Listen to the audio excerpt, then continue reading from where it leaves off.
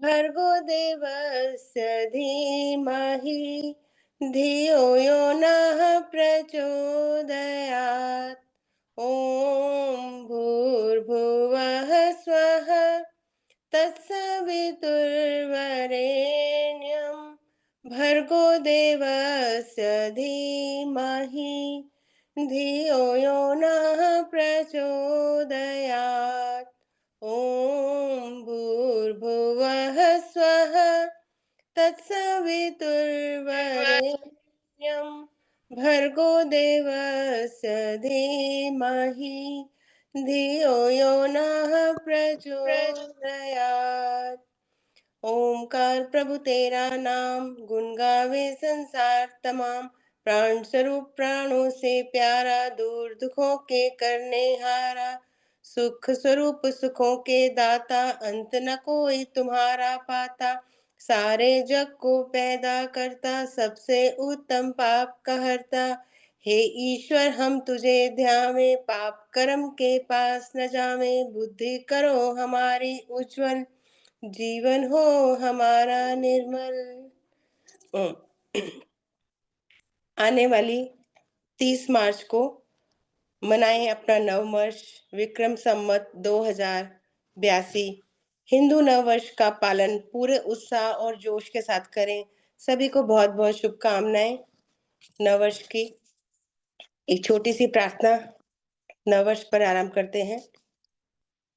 ये विनती है आपसे हे प्रभु सर्वाधार, नए वर्ष में हो सभी सुखी सहित परिवार। संत समाज के सदा दैनिक हो सत्संग, सदग्रंथों के पठन की बढ़ती रहे उमंग।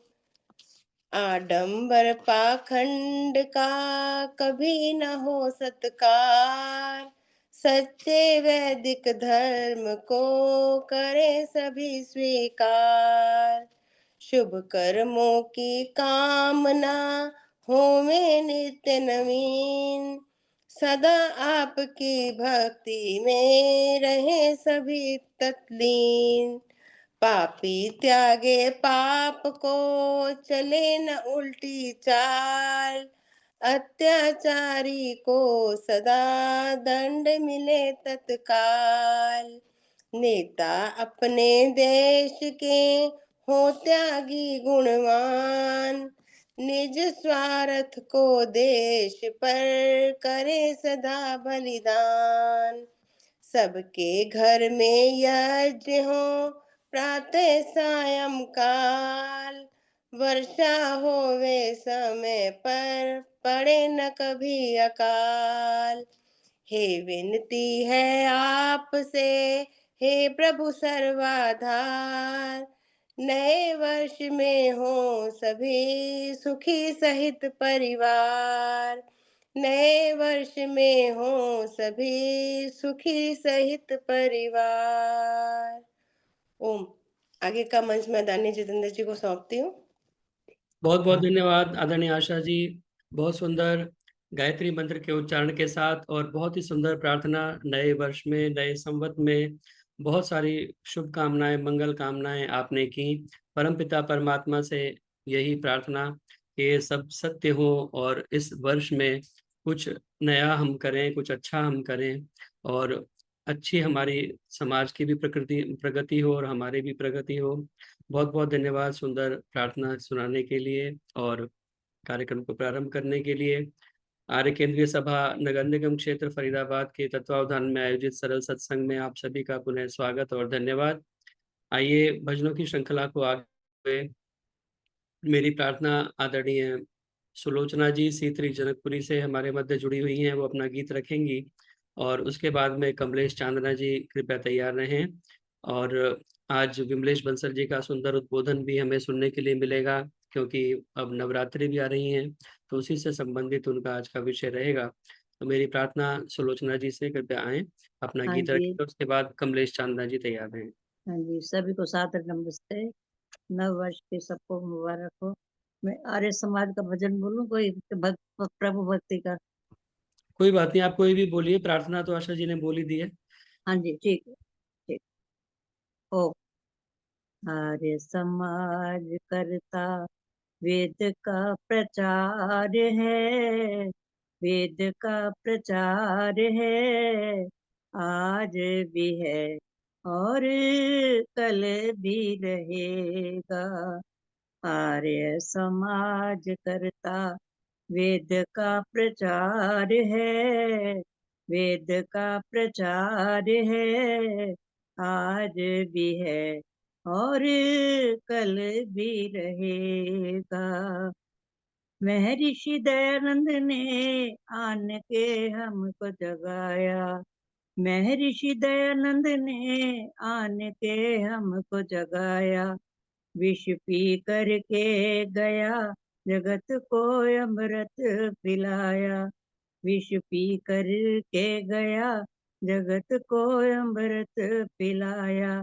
जहर देने वाले से बिया की किया उसने प्यार था, किया उसने प्यार था, आज भी है और कल भी रहेगा। आर्य समाज करता वेद का प्रचार है, आज भी है और कल भी रहेगा।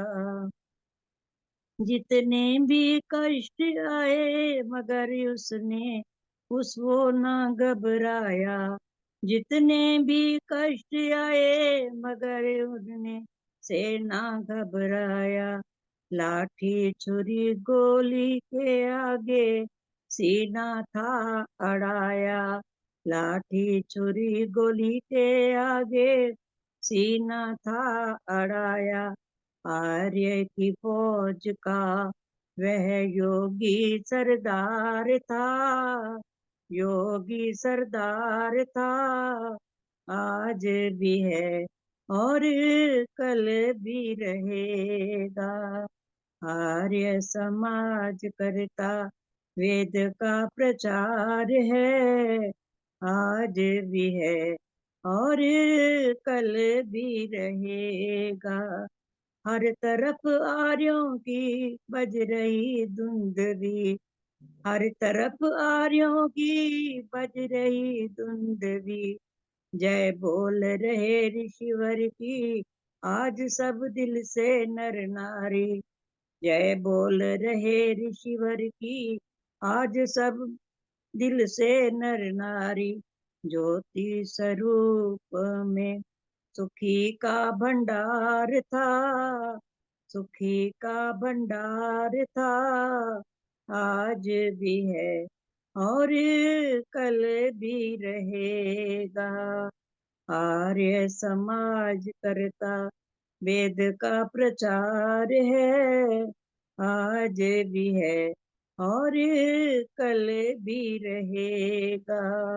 आज भी है और कल भी रहेगा।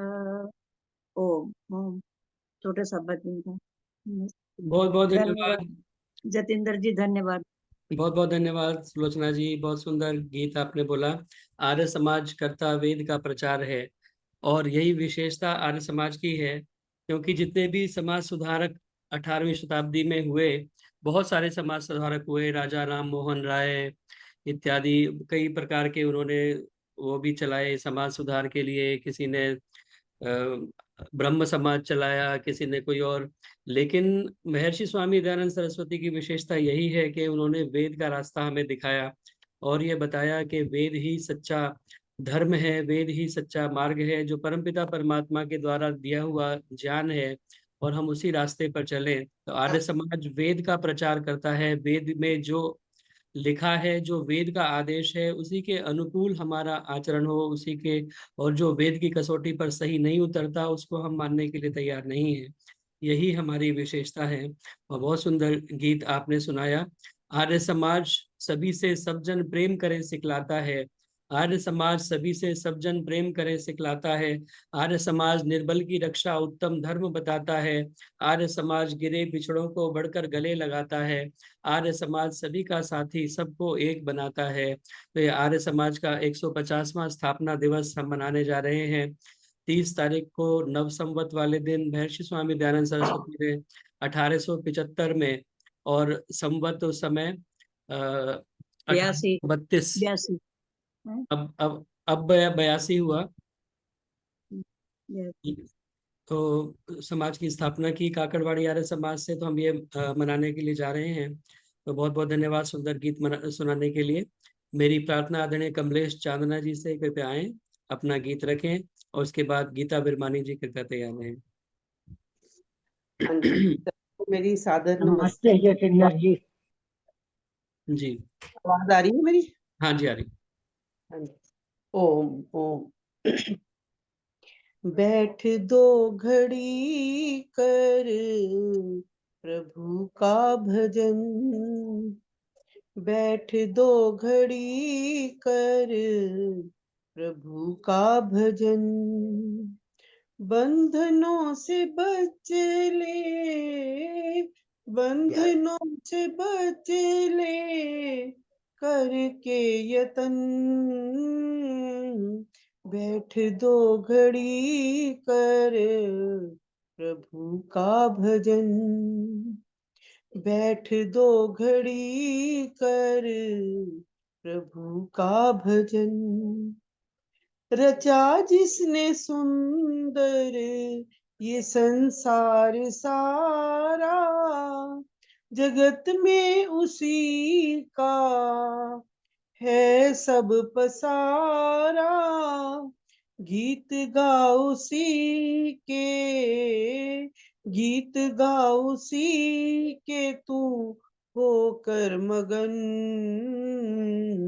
बैठ दो घड़ी कर प्रभु का भजन, बैठ दो घड़ी कर प्रभु का भजन, दया से है उसकी मनुष्य देह पाई, तेरे भोग की सारी चीजें बनाई, कृपा कितनी की है, कृपा कितनी की है, जरा कर मनन, बैठ दो घड़ी कर प्रभु का भजन, बैठ दो घड़ी कर प्रभु का भजन, बंधनों से बच ले, बंधनों से बच ले, करके यतन, बैठ दो घड़ी कर प्रभु का भजन, इच्छा न होगी कभी मन की पूरी, करो लाख कोशिश ये रहती अधूरी, संतोष समना, संतोष समना कोई और धन, बैठ दो घड़ी कर प्रभु का भजन, बैठ दो घड़ी कर प्रभु का भजन, अगर चाहता है तू उद्धार अपना, बना ले प्रभु को ही आधार अपना, मधुर जिंदगी में, मधुर जिंदगी में खिलेंगे सुमन, बैठ दो घड़ी कर प्रभु का भजन, बैठ दो घड़ी कर प्रभु का भजन, बंधनों से बच ले, बंधनों से बच ले, करके यतन, बैठ दो घड़ी कर प्रभु का भजन, बैठ दो घड़ी कर प्रभु का भजन। धन्यवाद जी जितेंद्र जी, मुझे समय देने के लिए बहुत बहुत धन्यवाद आपका। बहुत बहुत धन्यवाद कमलेश जी, बहुत सुंदर गीत आपने सुनाया। बैठ घर दो घड़ी कर प्रभु का भजन, उस परमपिता परमात्मा का भजन हम अवश्य करें। और महर्षि स्वामी दयानंद सरस्वती जी ने भी यही निर्देश दिया है कि प्रातः सायं हम बैठ कर के परमपिता परमात्मा का ध्यान अवश्य लगाएं, क्योंकि जिस प्रभु ने हमें यह उत्तम मनुष्य का शरीर दिया है और जिसने इतनी सारी सुंदर व्यवस्था पूरे संसार को हमारे लिए बनाया है, इतने तरह के वन वनस्पति औषधियां फल फूल शाक मेवे, ये सब मनुष्य के लिए परमपिता परमात्मा ने प्रदान किए हैं। तो उस परमपिता परमात्मा का धन्यवाद हमें अवश्य ही करना चाहिए। प्रातः और सायं बैठ करके हम उस परमपिता परमात्मा का ध्यान करें और उसे धन्यवाद ज्ञापित करें कि प्रभु आपने इतना उत्तम शरीर हमें प्रदान किया है जिसमें हम उत्तम उत्तम कर्मों को करके हम मुक्ति की अवस्था तक पहुंच सकते हैं। तो ऐसा हमें अवश्य ही परमपिता परमात्मा का भजन करना चाहिए और उसे कभी भी भूलना नहीं चाहिए कि हम संसार के चक्रों में पड़ करके उस परमपिता परमात्मा को ही भूल जाएं जिसने हमारे लिए इतना सब कुछ किया है। तो आपने बहुत सुंदर गीत प्रेरणादायक बोला, बहुत बहुत धन्यवाद सुंदर गीत सुनाने के लिए। मेरी प्रार्थना आदरणीय गीता विरमानी जी से कृपया आएं और अपना गीत रखें। उसके बाद में किरण सोनी जी कृपया तैयार रहें। हाँ जी, सबको मेरी सादर नमस्ते। मेरी आवाज आ रही है? हाँ जी, आ रही है। आर्य समाज स्थापना दिवस के उपलक्ष्य में मैं आज ऋषि का ही भजन सुना रही हूँ। वेदों की झनकार था, यज्ञों की गुंजार था, सच पूछो तो देव दयानंद धरती का श्रृंगार था। सच पूछो तो देव दयानंद धरती का श्रृंगार था। 5000 वर्षों से सोई किस्मत को बेदार किया, दीन अनाथों विधवाओं का स्वामी ने उद्धार किया। ऋषियों का अवतार था, प्रतिभा का भंडार था। ऋषियों का अवतार था, प्रतिभा का भंडार था। सच पूछो तो देव दयानंद धरती का श्रृंगार था। राम कृष्ण की पावन धरती, राम कृष्ण की पावन धरती निज तप बल से सजा गया। स्वतः प्रमाण वेद ही केवल नीव मतों की हिला गया। दया धर्म का सार था, दया धर्म का सार था, सच्चा वैदिक प्यार था। सच पूछो तो देव दयानंद धरती का श्रृंगार था। सच पूछो तो देव दयानंद धरती का श्रृंगार था।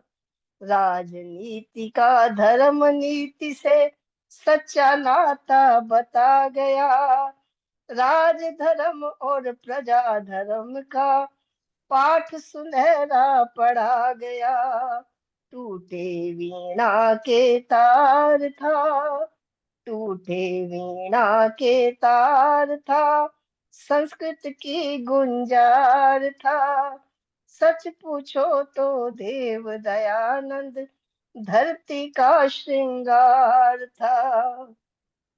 वेद धर्म ही राज धर्म हो, राजाओं को समझाया। दिल्ली नगरी में उस कारण राजाओं को बुलवाया। देश धर्म उद्धार था, देश धर्म उद्धार था, सच्चा वैदिक प्यार था। सच पूछो तो देव दयानंद धरती का श्रृंगार था। दीप मालिका जगी देश में, दीप मालिका जगी देश में, दीप दया का बुझा दिया। बुझते दीपक ने देखो, कितने दीपों को जला दिया। भारत की पतवार था, भारत की पतवार था, दलितों का उद्धार था। सच पूछो तो देव दयानंद धरती का श्रृंगार था। आर्य समाज कर स्थापित, सबको वैदिक ज्ञान दिया। आर्य समाजें कर स्थापित, सबको वैदिक ज्ञान दिया।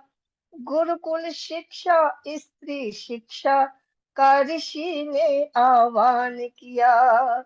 बढ़ता हुआ विचार था, बढ़ता हुआ विचार था, बुद्धि का आगार था। सच पूछो तो देव दयानंद धरती का श्रृंगार था। सच पूछो तो देव दयानंद धरती का श्रृंगार था। वेदों की झनकार था, यज्ञों की गुंजार था। सच पूछो तो देव दयानंद धरती का श्रृंगार था। सच पूछो तो देव दयानंद धरती का श्रृंगार था। बहुत बहुत धन्यवाद जितेंद्र जी, मुझे समय दिया आपने, बहुत बहुत धन्यवाद। बहुत बहुत धन्यवाद आदरणीय गीता विरमानी जी। बहुत सुंदर। ऋषि दयानंद को आपने स्मरण किया। महर्षि स्वामी दयानंद सरस्वती धरती का श्रृंगार निश्चित रूप से थे, क्योंकि उन्होंने संपूर्ण मानवता के लिए काम किया। अपने आप को पूरे मानव मात्र की भलाई के लिए उन्होंने अपने आप को आहूत कर दिया। ऐसे महर्षि स्वामी दयानंद सरस्वती को भी निश्चित रूप से हमें स्मरण करना चाहिए इस अवसर पर, जबकि हम आर्य समाज का 150वां स्थापना दिवस सब जगह मना रहे हैं, इतने बड़े बड़े उत्सव चल रहे हैं। तो उस महर्षि स्वामी दयानंद सरस्वती को, जिसने आर्य समाज की स्थापना की, और आर्य समाज की स्थापना इसीलिए की कि मानव मात्र का उद्धार हो सके, सच्चा मार्ग हमें बताया जा सके। वेद की ज्योति जिसने जगाई विमल, भक्ति सिखलाई शिव सच्चिदानंद की, मंत्र स्वाधीनता का पढ़ाया प्रथम, कुप्रथा भिन्नता भेद की बंद की, नारियों को दिलाया उचित स्वत्व फिर, की प्रगति मंद पाखंड छल छंद की, आर्य नर नारियों प्रेम से बोलिए, जय उसी पूज्य ऋषिवर दयानंद की, जय उसी पूज्य ऋषिवर दयानंद की। तो उस ऋषि का जय जयकार हमें निश्चित रूप से ऐसे अवसर पर करना चाहिए। बहुत बहुत धन्यवाद सुंदर गीत सुनाने के लिए। मेरी प्रार्थना आदरणीय किरण सोनी जी से, कृपया आए, अपना गीत रखें। उसके बाद सुनीता अरोड़ा जी कृपया तैयार रहें।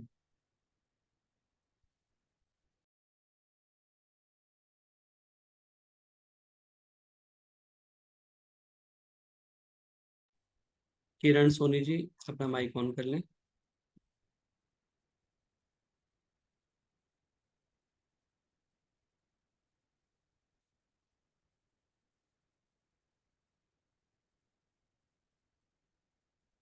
किरण सोनी जी डिस्कनेक्ट हो गई है, मेरे को लग रहा है माइक ऑन करने के चक्कर में उन्होंने कोई गलत बटन दबा दिया और वो अभी डिस्कनेक्ट हो गई हैं, दोबारा से ज्वाइन करेंगी। तो नमस्ते जी सुनीता अरोड़ा जी से मेरी प्रार्थना नमस्ते, है वो अपना सबको गीत। नमस्ते जी मेरी तरफ नमस्ते से। संतोष सर जी, नमस्ते। सुनीता अरोड़ा जी अपना गीत रखें, उसके बाद में फिर किरण सोनी जी का सुनेंगे जी। मिस्टर जितेंद्र भाई साहब, सभी आर्यजनों को मेरी सादर नमस्ते जी। आज का विषय बहुत सुंदर रखा है। आइए करें नव जागरण और नव संवत्सर का जो सूर्य उदय हो रहा है परसों, उसी का हम स्वागत करें। अंधकार से प्रकाश की ओर जाएं, अज्ञान से ज्ञान की ओर चलें। इसी विषय पर एक भजन। मेरी अच्छा फोटो आ गई, अब पहले नहीं आ रही थी। सोते सोते सोना बहू तेरा हो गया, जगो जगो ज्ञान का सवेरा हो गया। सोते सोते सोना बहू तेरा हो गया, जगो जगो ज्ञान का सवेरा हो गया।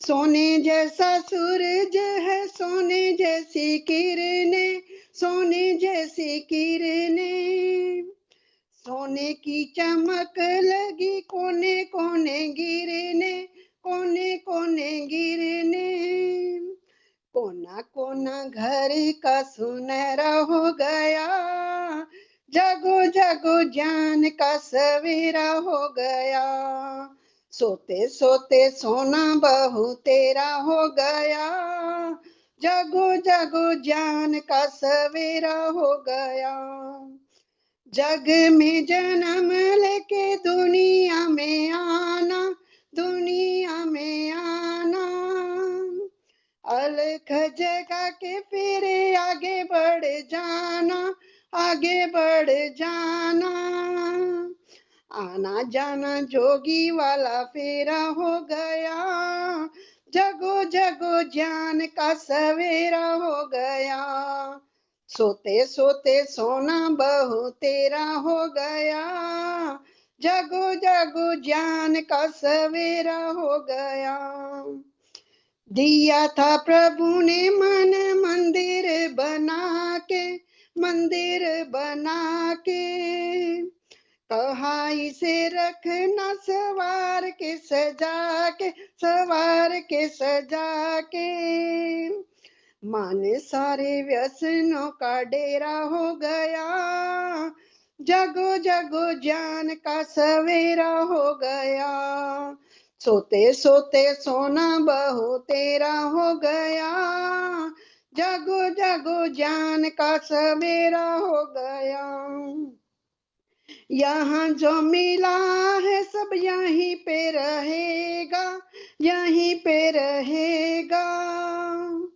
कुछ भी यहाँ का तेरे संग ना चलेगा, संग ना चलेगा, यूं ही तेरा मेरा मेरा तेरा हो गया, जगो जगो ज्ञान का सवेरा हो गया, सोते सोते सोना बहू तेरा हो गया, जगो जगो ज्ञान का सवेरा हो गया, सही या गलत कुछ देवे ना दिखाई, देवे ना दिखाई, सच है कि झूठ है, भलाई या बुराई, भलाई या बुराई, इतना दिमागों में अंधेरा हो गया, जगो जगो ज्ञान का सवेरा हो गया, सोते सोते सोना बहू तेरा हो गया, जगो जगो ज्ञान का सवेरा हो गया, सोच के चले थे कभी हौसला ना डाएंगे, हौसला ना डाएंगे, संकटों को झेल के भी मंजिलों को पाएंगे, मंजिलों को पाएंगे, राहों में ही पथिक बसेरा हो गया, जगो जगो ज्ञान का सवेरा हो गया, हो सोते सोते सोना बहू तेरा हो गया, जगो जगो ज्ञान का सवेरा हो गया, जगो जगो ज्ञान का सवेरा हो गया। बहुत बहुत धन्यवाद समय देने के लिए भाई साहब। बहुत बहुत धन्यवाद आदरणीय सुनीता अरोड़ा जी, बहुत सुंदर गीत आपने सुनाया और बहुत सुंदर कार्यक्रम भी आप अमृतसर से चलाती हैं। जागो जागो ज्ञान का सवेरा हो गया और सोते सोते सोना बहुतेरा हो गया। बहुत सो लिए, बहुत नींद सो लिए, यह लेकिन अब जागने का समय है, जागरण का समय है। नए वर्ष के साथ, नए संवत के साथ आइए हम भी जाग जाएं, अपने जीवन को उज्जवल धवल बनाएं और कुछ नई प्रगति, कुछ नया इस नववर्ष के अंदर हम करें। अपने सूर्य स्वयं बन जाओ, बुझ न सके वो चिराग जलाओ, अपने सूर्य स्वयं बन जाओ, तुम हो दिव्य शक्ति के स्वामी, बनो अग्रणी नहीं अनुगामी, अपने ही अनुभव के बल पर सृजन आधार बनाओ, अपने सूर्य स्वयं बन जाओ, चलो न मिटते पथ चिन्हों पर, रुको न विघ्नों बाधाओं पर, नित्य आलोक रश्मि से अपनी प्रतिभा जगाओ, अपने सूर्य स्वयं बन जाओ, अपने सूर्य स्वयं बन जाओ। आइए हम भी स्वयं को प्रकाशित करें और स्वयं के सूर्य बन करके दूसरों को भी हम प्रकाशित करने का कार्य करें, और नए जागरण में, नए सवेरे के अंदर नया जागरण लेकर के आए। बहुत बहुत धन्यवाद सुंदर गीत सुनाने के लिए आदरणीय सुनीता अरोड़ा जी। मेरी प्रार्थना, अगर किरण सोनी जी अभी आ गई हैं वापस, तो किरण सोनी जी अपना गीत रखें, अपना माइक ऑन कर लें, और उसके बाद में संतोष धर जी कृपया तैयार रहें। हाँ जी, नमस्ते जी। जी नमस्ते जी। जी नमस्ते। आपका डिस्कनेक्ट हो हाँ, गया था गलती से, मुझे लग रहा है माइक ऑन करने के चक्कर में। अच्छा अच्छा, हो गया ना? आवाज आ रही है? हाँ जी, आ रही आ रही है। हाँ जी, एक भजन प्रस्तुत कर रही हूँ।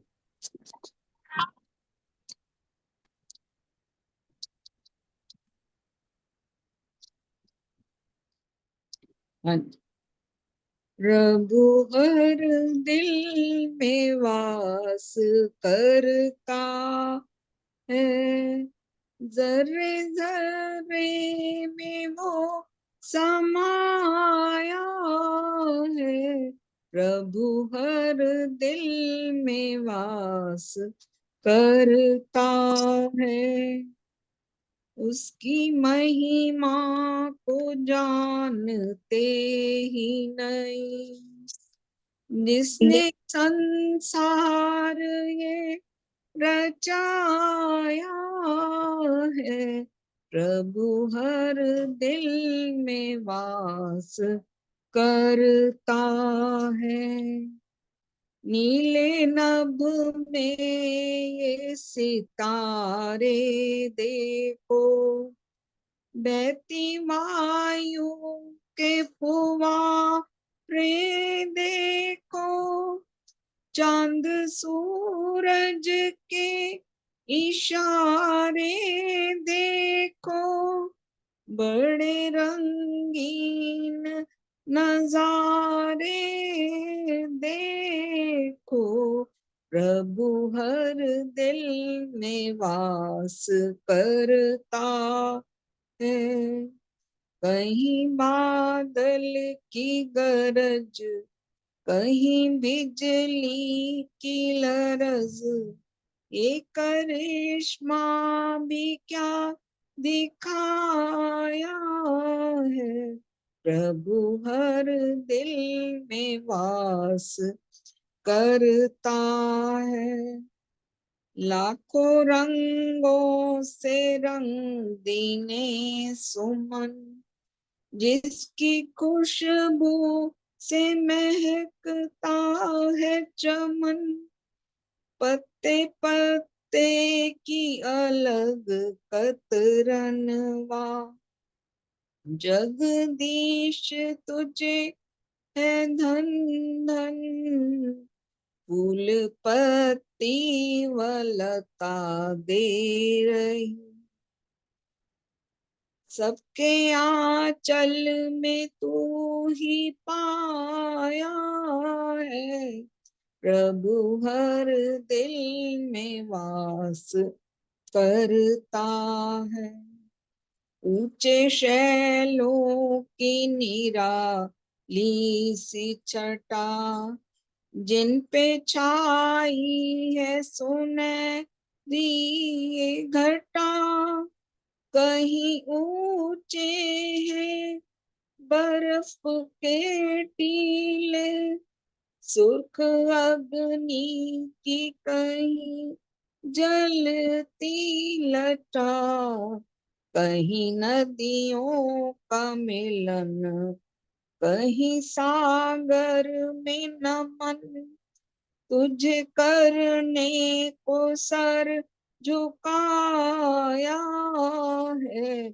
प्रभु हर दिल में वास करता है, जर्रे जर्रे में वो समाया है, उसकी महिमा को जानते ही नहीं, जिसने संसार ये रचाया है।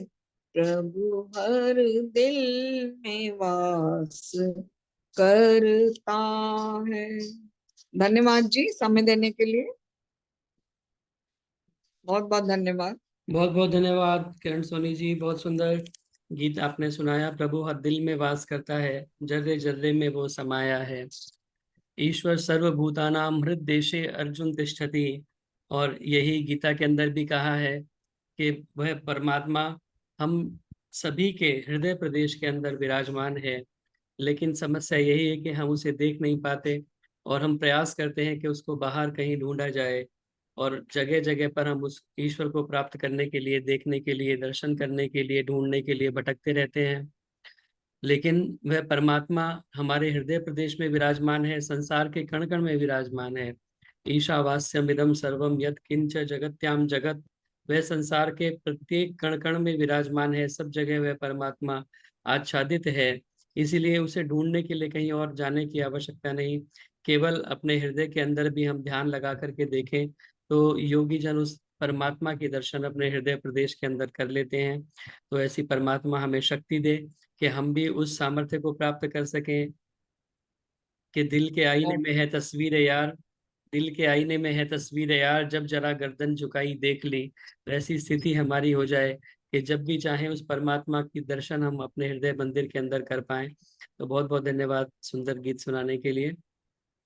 मेरी किरण बहुत अच्छा, बहुत अच्छा भजन बोल रहा। प्रार्थना आदरणीय संतोष धर जी से कृपया आए और अपना भजन रखें। आदरणीय संतोष धर जी। और अगर इसके समय हो तो जितेंद्र जी एक भजन में बोलूंगी। जी जी, उसके बाद डॉक्टर सुषमा तनेजा जी कृपया तैयार रहेंगे। जितेंद्र जी नमस्ते। आशा रानी यारी गाजियाबाद जी से बोल। जी जी, आशा जी आपका भी निश्चित आ जाना चाहिए। जी संतोष धर जी। इनका भी है मेरे साथ। नमस्ते जी, सबको नमस्ते, माताओं बहनों को लाज बहन जी को बहुत बहुत रेस्पेक्ट। एक प्रभु भजन मैं सुनाना चाह रही हूँ। मेरे मालिक तेरी नौकरी सबसे बढ़िया है, सबसे खरी हो। मेरे मालिक तेरी नौकरी सबसे बढ़िया है, सबसे खरी, सबसे बढ़िया है, सबसे खरी। तेरे दरबार की हाजरी सबसे बढ़िया है, सबसे खरी। तेरे दरबार की हाजरी सबसे बढ़िया है, सबसे खरी। खुश नसीबी का गुल जब खिले हो, खुश नसीबी का गुल जब खिले, तब कहीं ऐसा मौका ना मिले। खुश नसीबी का गुल जब खिले, तब कहीं ऐसा मौका मिले। नौकरी है ये रहमत तेरी, नौकरी है ये रहमत तेरी सबसे बढ़िया है, सबसे खरी हो। मेरे मालिक तेरी नौकरी सबसे बढ़िया है, सबसे खरी। ऐसा मालिक मिलेगा कहाँ हो, ऐसा मालिक मिलेगा कहाँ। हर किसी पे जो हो मेहरबान, कर दिया मुश्किलों से बरी, सबसे बढ़िया है, सबसे खरी हो। तेरे दरबार की हाजरी सबसे बढ़िया है, सबसे खरी। जब से तेरी शरण आ गया, ओ जब से तेरी शरण आ गया, तब से मेरा नाम हो गया, वरना औकात क्या थी मेरी, वरना औकात क्या थी मेरी, सबसे बढ़िया है सबसे खरी, ओ मेरे मालिक तेरी नौकरी, सबसे बढ़िया है सबसे खरी, तेरे दरबार की हाजिरी, सबसे बढ़िया है सबसे खरी, सबसे बढ़िया है सबसे खरी, तेरे दरबार की हाजिरी, सबसे बढ़िया तेरी नौकरी, हो मेरे मालिक तेरी नौकरी, सबसे बढ़िया है सबसे हरी, सबसे बढ़िया है सबसे हरी। धन्यवाद आपका। बहुत बहुत धन्यवाद संतोष दर जी, बहुत सुंदर गीत आपने सुनाया। मेरे मालिक तेरी नौकरी सबसे बढ़िया है सबसे खरी, तो अलग अलग भाव अलग अलग प्रकार से लोग देखते हैं परमपिता परमात्मा में।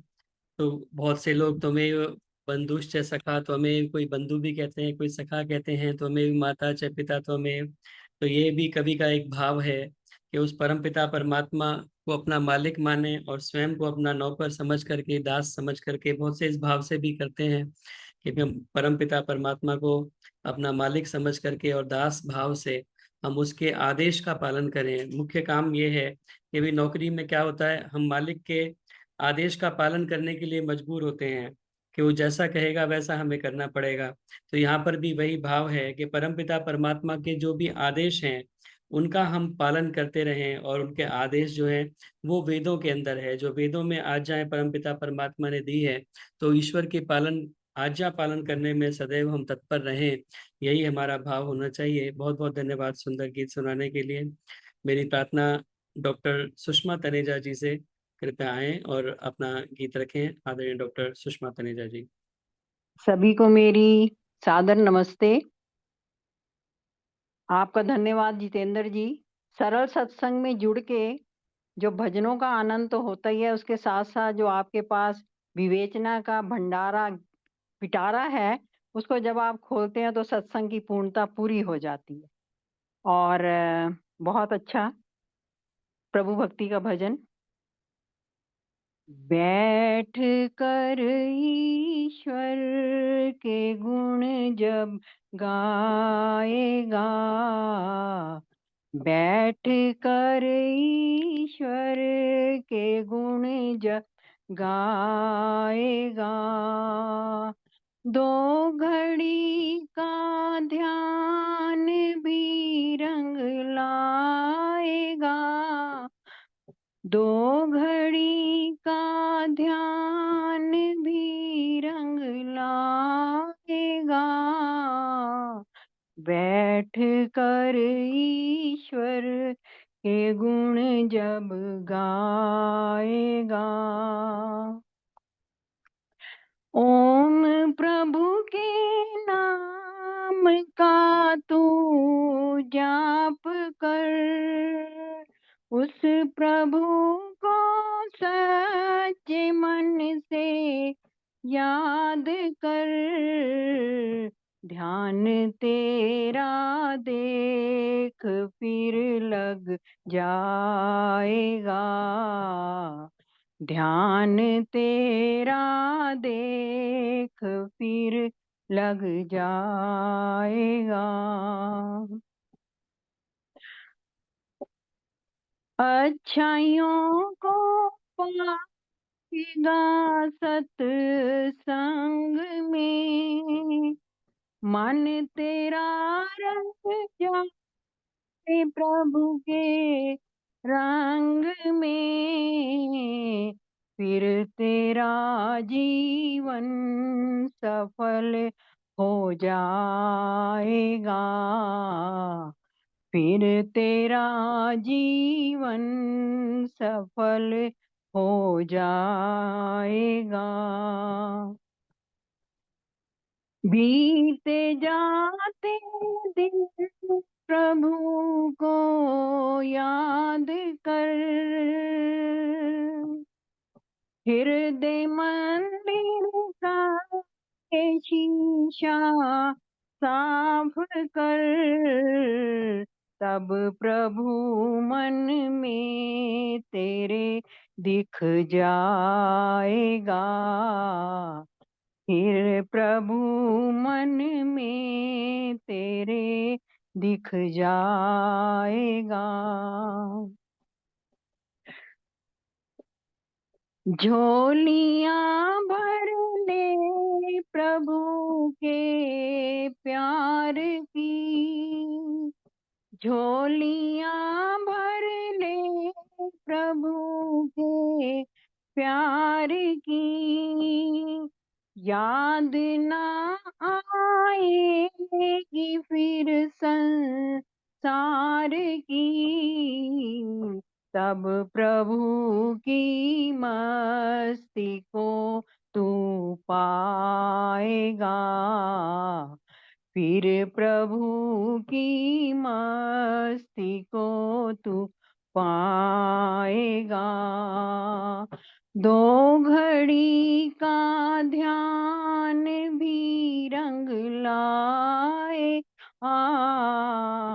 बैठ कर ईश्वर के गुण जब गाएगा, बैठ कर ईश्वर के गुण जब गाएगा।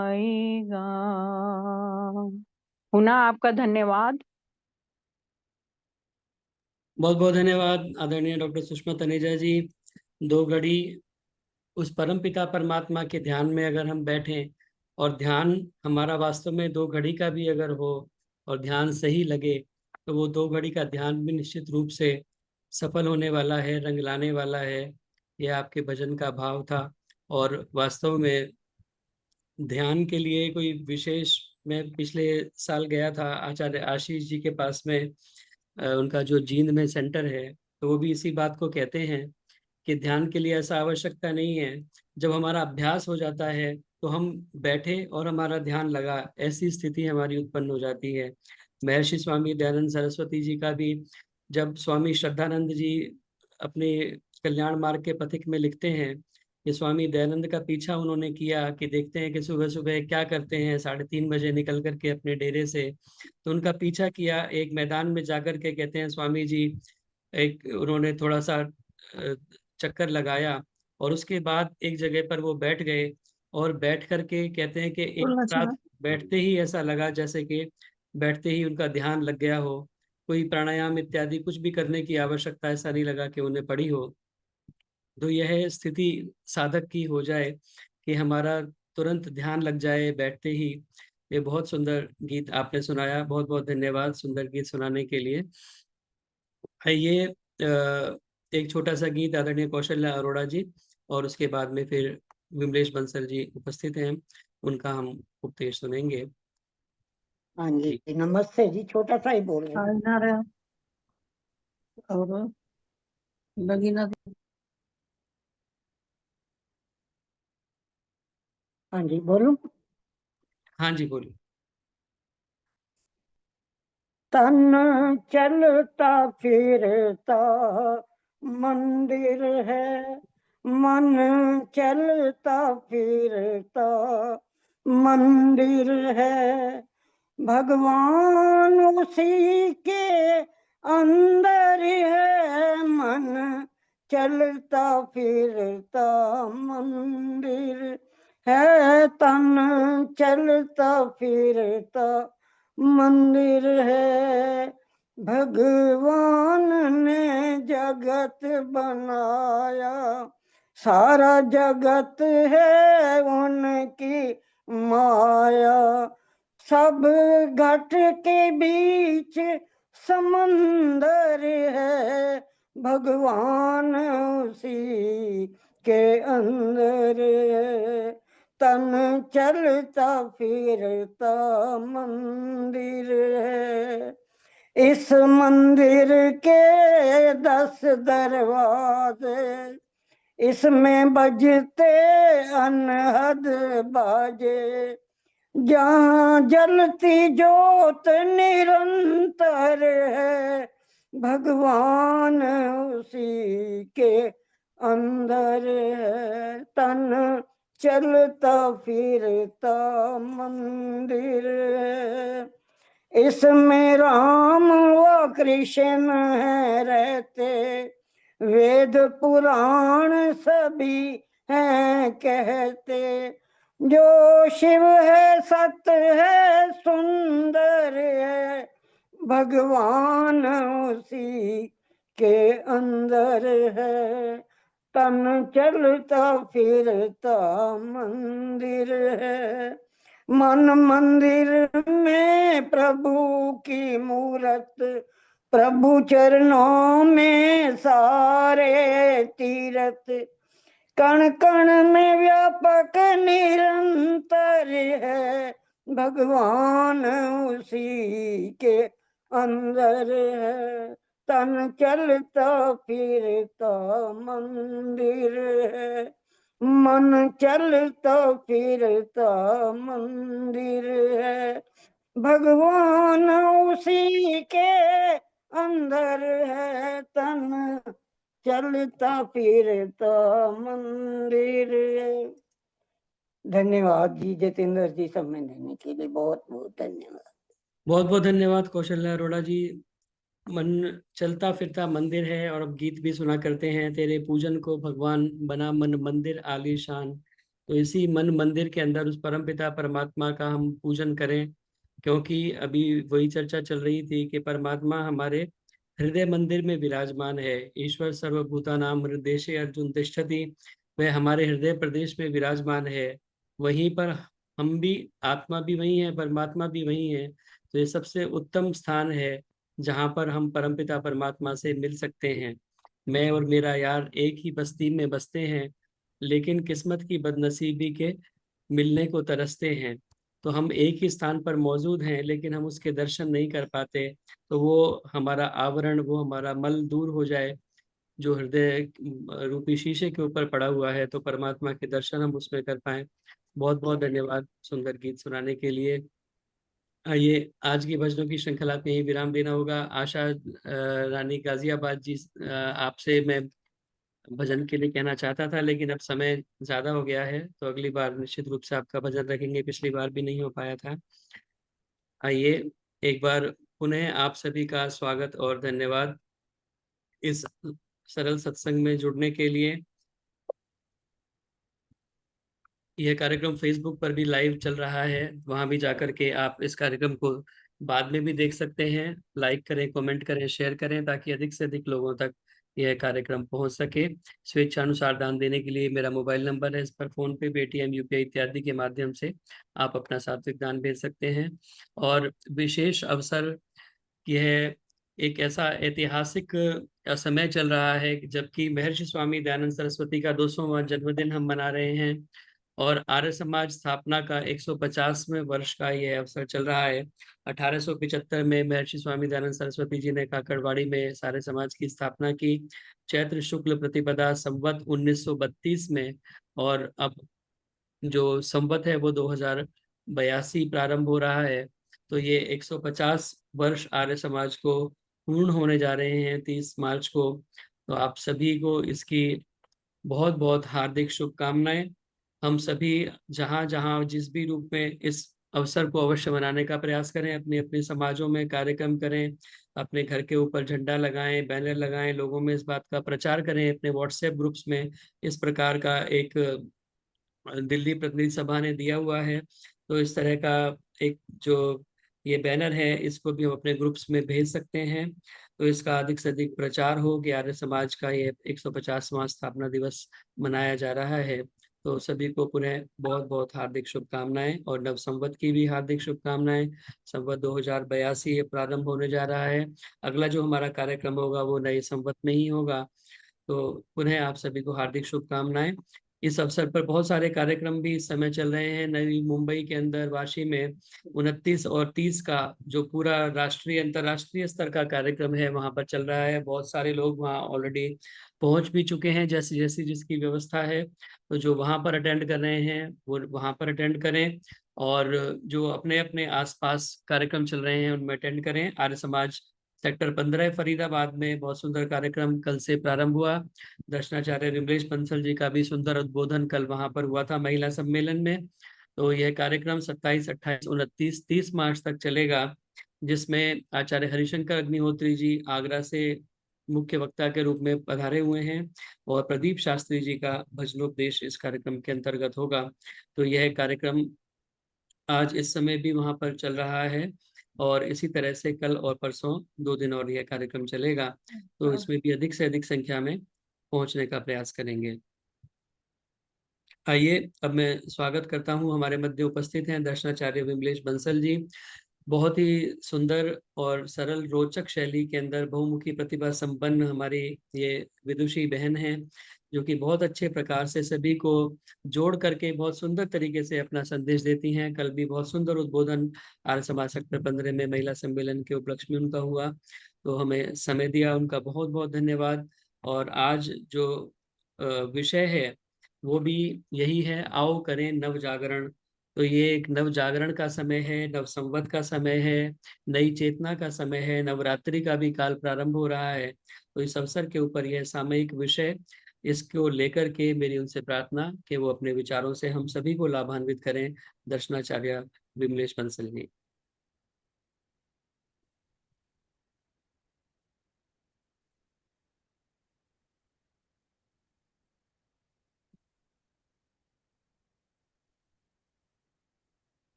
यो जागार तं कामयन्ते, यो जागार तमुसामानियन्ति,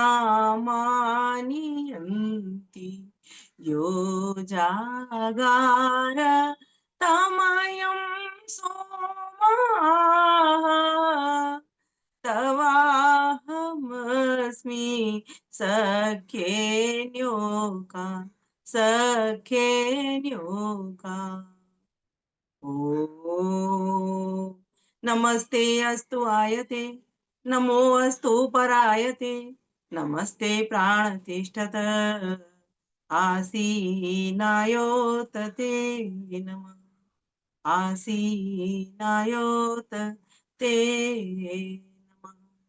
ओम शांति शांति शांति।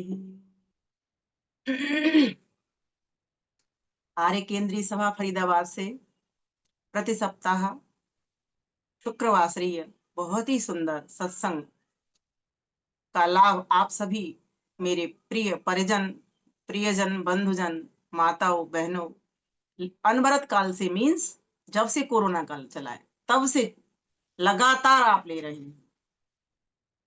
राज माता जी दिख रहे हैं मुझे, जितेंद्र भाई दिख गए, प्रेमलता माता जी दिख गई, विनोद माला बहन जी दिख गई, और एक भाई जी दिख रहे हैं, गैलेक्सी गैलेक्सी लिखा है। और जो नहीं दिख रहे हैं, जो प्रत्यक्ष है उनको भी, और जो नहीं दिख रहे हैं अप्रत्यक्ष, सभी को, जो जहां से जुड़ा हुआ है, किसी भी मीडिया के माध्यम से जुड़ा है या किसी भी देश से, विदेश से, प्रदेश से जुड़ा है, सभी मेरे प्रबुद्ध जनों को, भाइयों को, माताओं को, बहनों को मैं हार्दिक नमन, वंदन, अभिनंदन करती हूँ। और साथ ही 150वें आर्य समाज की स्थापना दिवस की भी आप सभी को बहुत बहुत शुभकामनाएं, बधाई प्रेषित करती हूँ। साथ ही हमारे जो नवरात्रि भी प्रारंभ हो रहे हैं, नव वर्ष की भी आपको बहुत बहुत शुभकामनाएं। प्यारे भाइयों बहनों, आज का हमारा विषय क्या था? आओ करें नव जागरण। यही था ना, आओ करें नव जागरण। इतने विषय चल जाते हैं समय से, कहीं दूसरा था। आओ करें नव जागरण। आइए इसको समझने का प्रयास करेंगे। बहुत एक अच्छी सुविधा परमपिता परमेश्वर ने हमको दी है। क्या सुविधा दी है? कि ऋतु ऋतु का परिवर्तन दिया, और ऋतु ऋतु के अनुसार हम सभी को फल फूल अन्न सब्जी परमपिता परमेश्वर ने दिए। एक साइकिल दी काल चक्र की, चैत्र से लेके फागुन मास तक।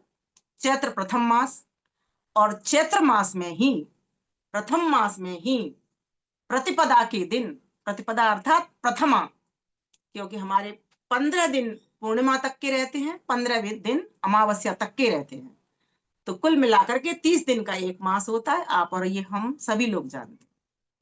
तो जिसमें से चैत्र मास में जब सृष्टि की उत्पत्ति की परमेश्वर ने, तो सर्वप्रथम अन्न औषधियां फल वनस्पतियां बनाई। उसके बाद छोटे छोटे जीव, फिर उसके बाद और बड़े बड़े पशु आदि बनाए, उसके बाद में मनुष्य। और ये सारा कार्य ऐसा नहीं है कि कुछ वर्षों में ही हो गया। उसका सारा कार्य एक सिस्टमैटिक तरीके से व्यवस्था के तहत, कि किस प्राणी को किस लिए मुझे बनाना है, और किसका क्या भोग है, क्या कर्म है, किस तरह की उसकी संरचना रहेगी, वो सारा कुछ जान करके परमेश्वर ने सृष्टि को बना दिया। अब ये बताना इसलिए जरूरी है कि जब तक हमको ये पता नहीं चलेगा कि ये सृष्टि परमेश्वर ने क्यों बनाई और कौन सा काल चक्र चल रहा है, और इस काल चक्र में हमारे लिए करणीय कार्य क्या है, तब तक हम बात पर विषय पर कोई प्रकाश नहीं डाल सकते। इसीलिए मैंने ये बात कही।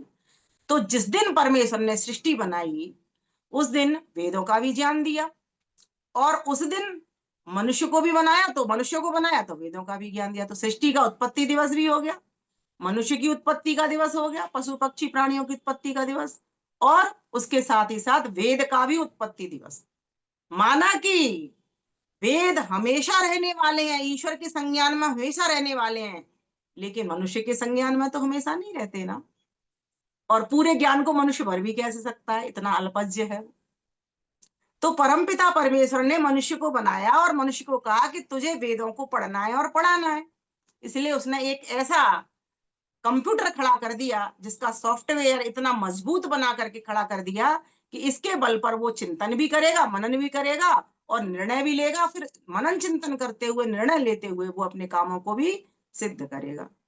तो अब उसी दिन का चुनाव जितने भी अब तक सतयुग से लेकर के कलयुग तक राज्याभिषेक हुए, जैसे भगवान राम का राज्याभिषेक समझ लो, त्रेता युग में, इधर से क्या कहते हैं महाभारत काल में अपने युधिष्ठिर का राज्याभिषेक देख लो, है ना।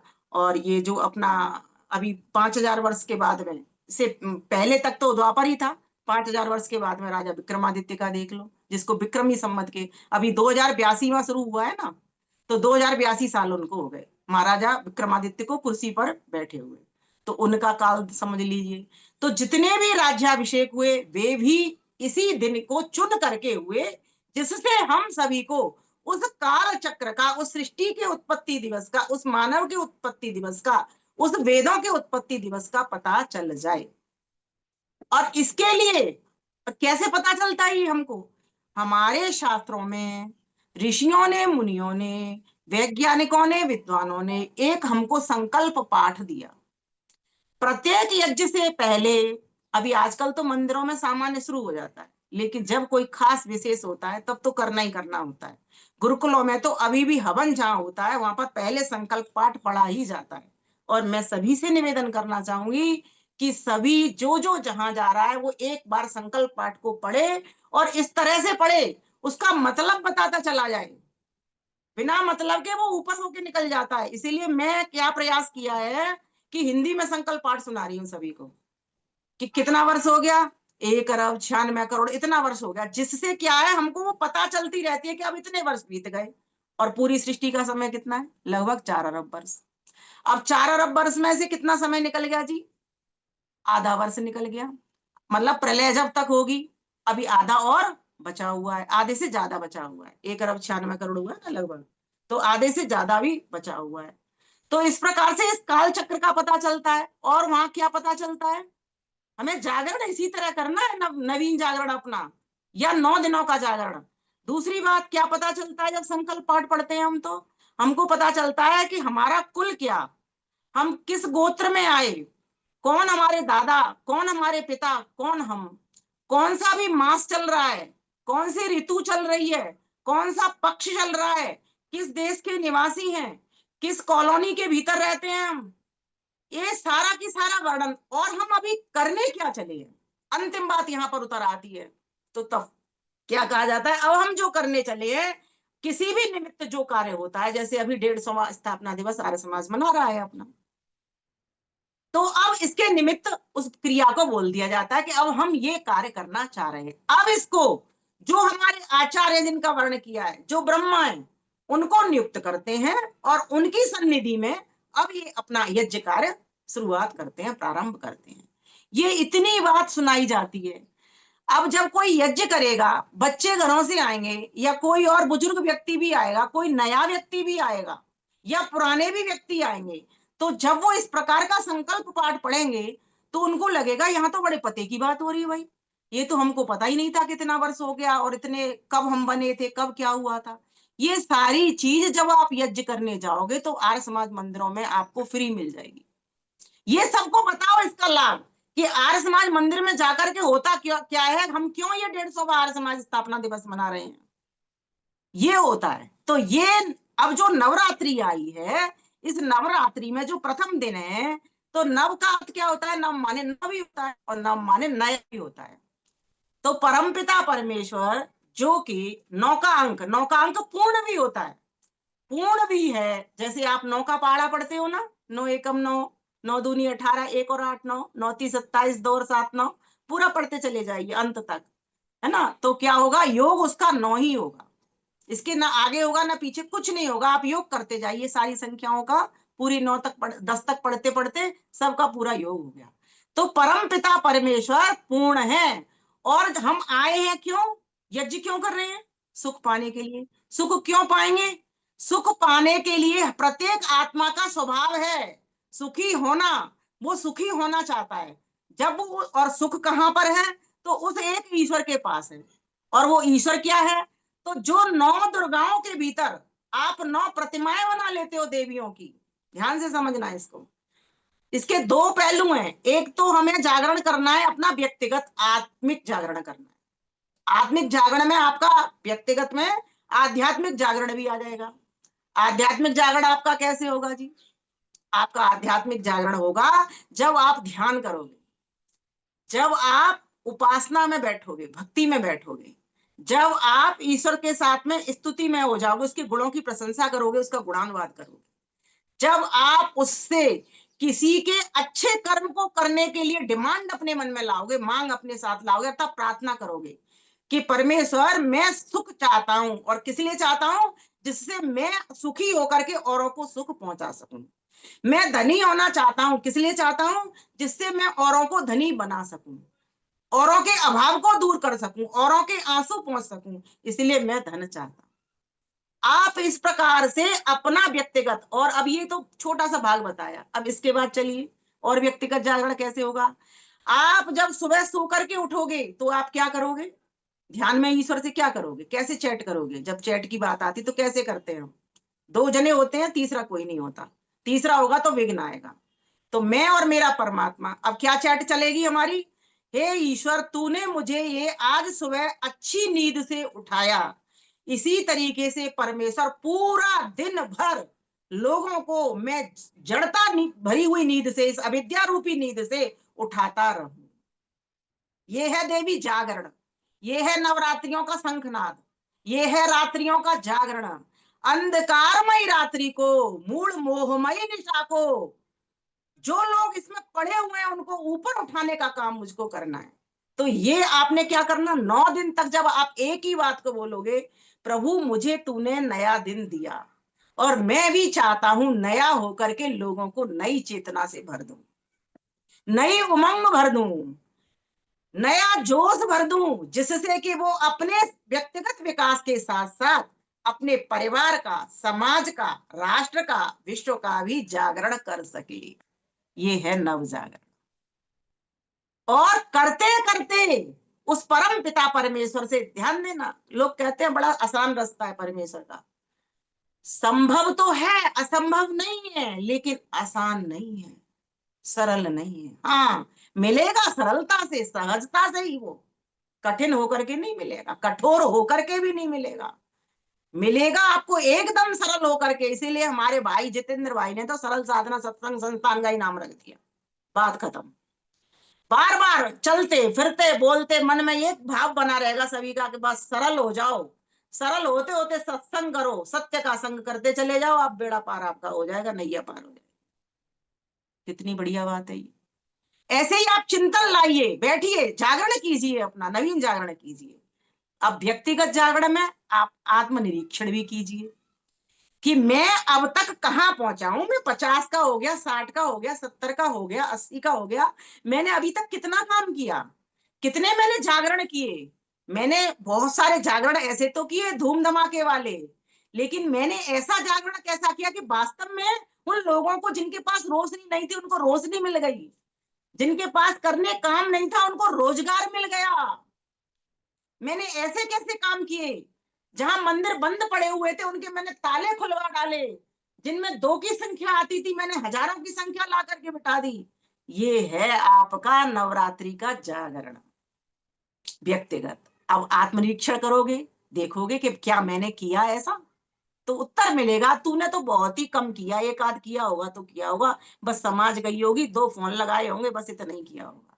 अब आप सोच लो, फिर ईश्वर से मिलने की बात तो छोड़ दो, वो मिलेगा लेकिन आपको हर क्षेत्र से मिलेगा, क्योंकि वो हर क्षेत्र में ठहरा हुआ है, सिर्फ एक क्षेत्र में ठहरा हुआ नहीं है। आप एक जगह का थोड़ा सा इतना सा काम करते हो, अगर आप उसके गुण कर्म स्वभाव को अपने जीवन में धारण कर लोगे, अपना जागरण इस तरह से कर लोगे जैसे वो ईश्वर अपने क्या करता है, 24 घंटे ऑन रहता है।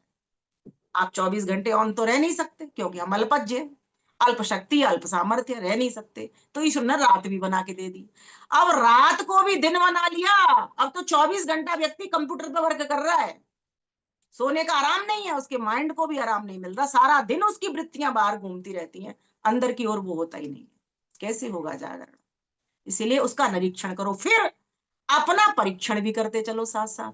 तीसरा, ध्यान भी करते चलो। चौथा, सत्संग से अपनी आत्मा को बलिष्ठ करते चलो। पांचवा, ऐसे स्वाध्याय के द्वारा अपनी आत्मा को अच्छा पक्का करते चलो। तो इस प्रकार से आप अपना व्यक्तिगत जागरण कीजिए। दूसरा जागरण है हमारा परिवार का जागरण। परिवार का जागरण करने के लिए हमको क्या करना पड़ता है, क्योंकि वेद ने, मैंने अभी जो मंत्र पढ़ा वो क्यों पढ़ा, यो जागार तम ऋच कामयन्ति, जो जागता है उसके लिए ऋग्वेद की ऋचाएं कामना करती हैं। और ऋग्वेद की ऋचा मंत्र तो जड़ है, वो कामना कैसे करेगा? वो हमारे जड़ मन के भीतर जाएगा, आत्मा उससे चिंतन उठाएगा, उसकी व्याख्या को समझेगा, अपने ऊपर धारण करेगा। इस तरह से व्यक्ति फिर अपना जागरण करेगा। यो जागारः तम ऋचः कामयन्ति, जो जागता है, अर्थात जागेगा कैसे? व्यक्ति जब वेद पाठ करेगा, वेदों का ज्ञान लेगा, तब वो जागेगा। तो उसके लिए ऋग्वेद की ऋचा, अर्थात उसको ज्ञान हो जाएगा कि मैं क्यों आया, क्या मुझको करना है, कहाँ मुझको जाना है, कौन सी मेरी मंजिल है, कैसे उस पर पहुंचना है और क्यों पहुंचना है। ये सारे प्रश्न भी उठेंगे और इनके आंसर भी, सब कुछ चारों वेद आपके भीतर नत्थी करके परमेश्वर ने दे दिए।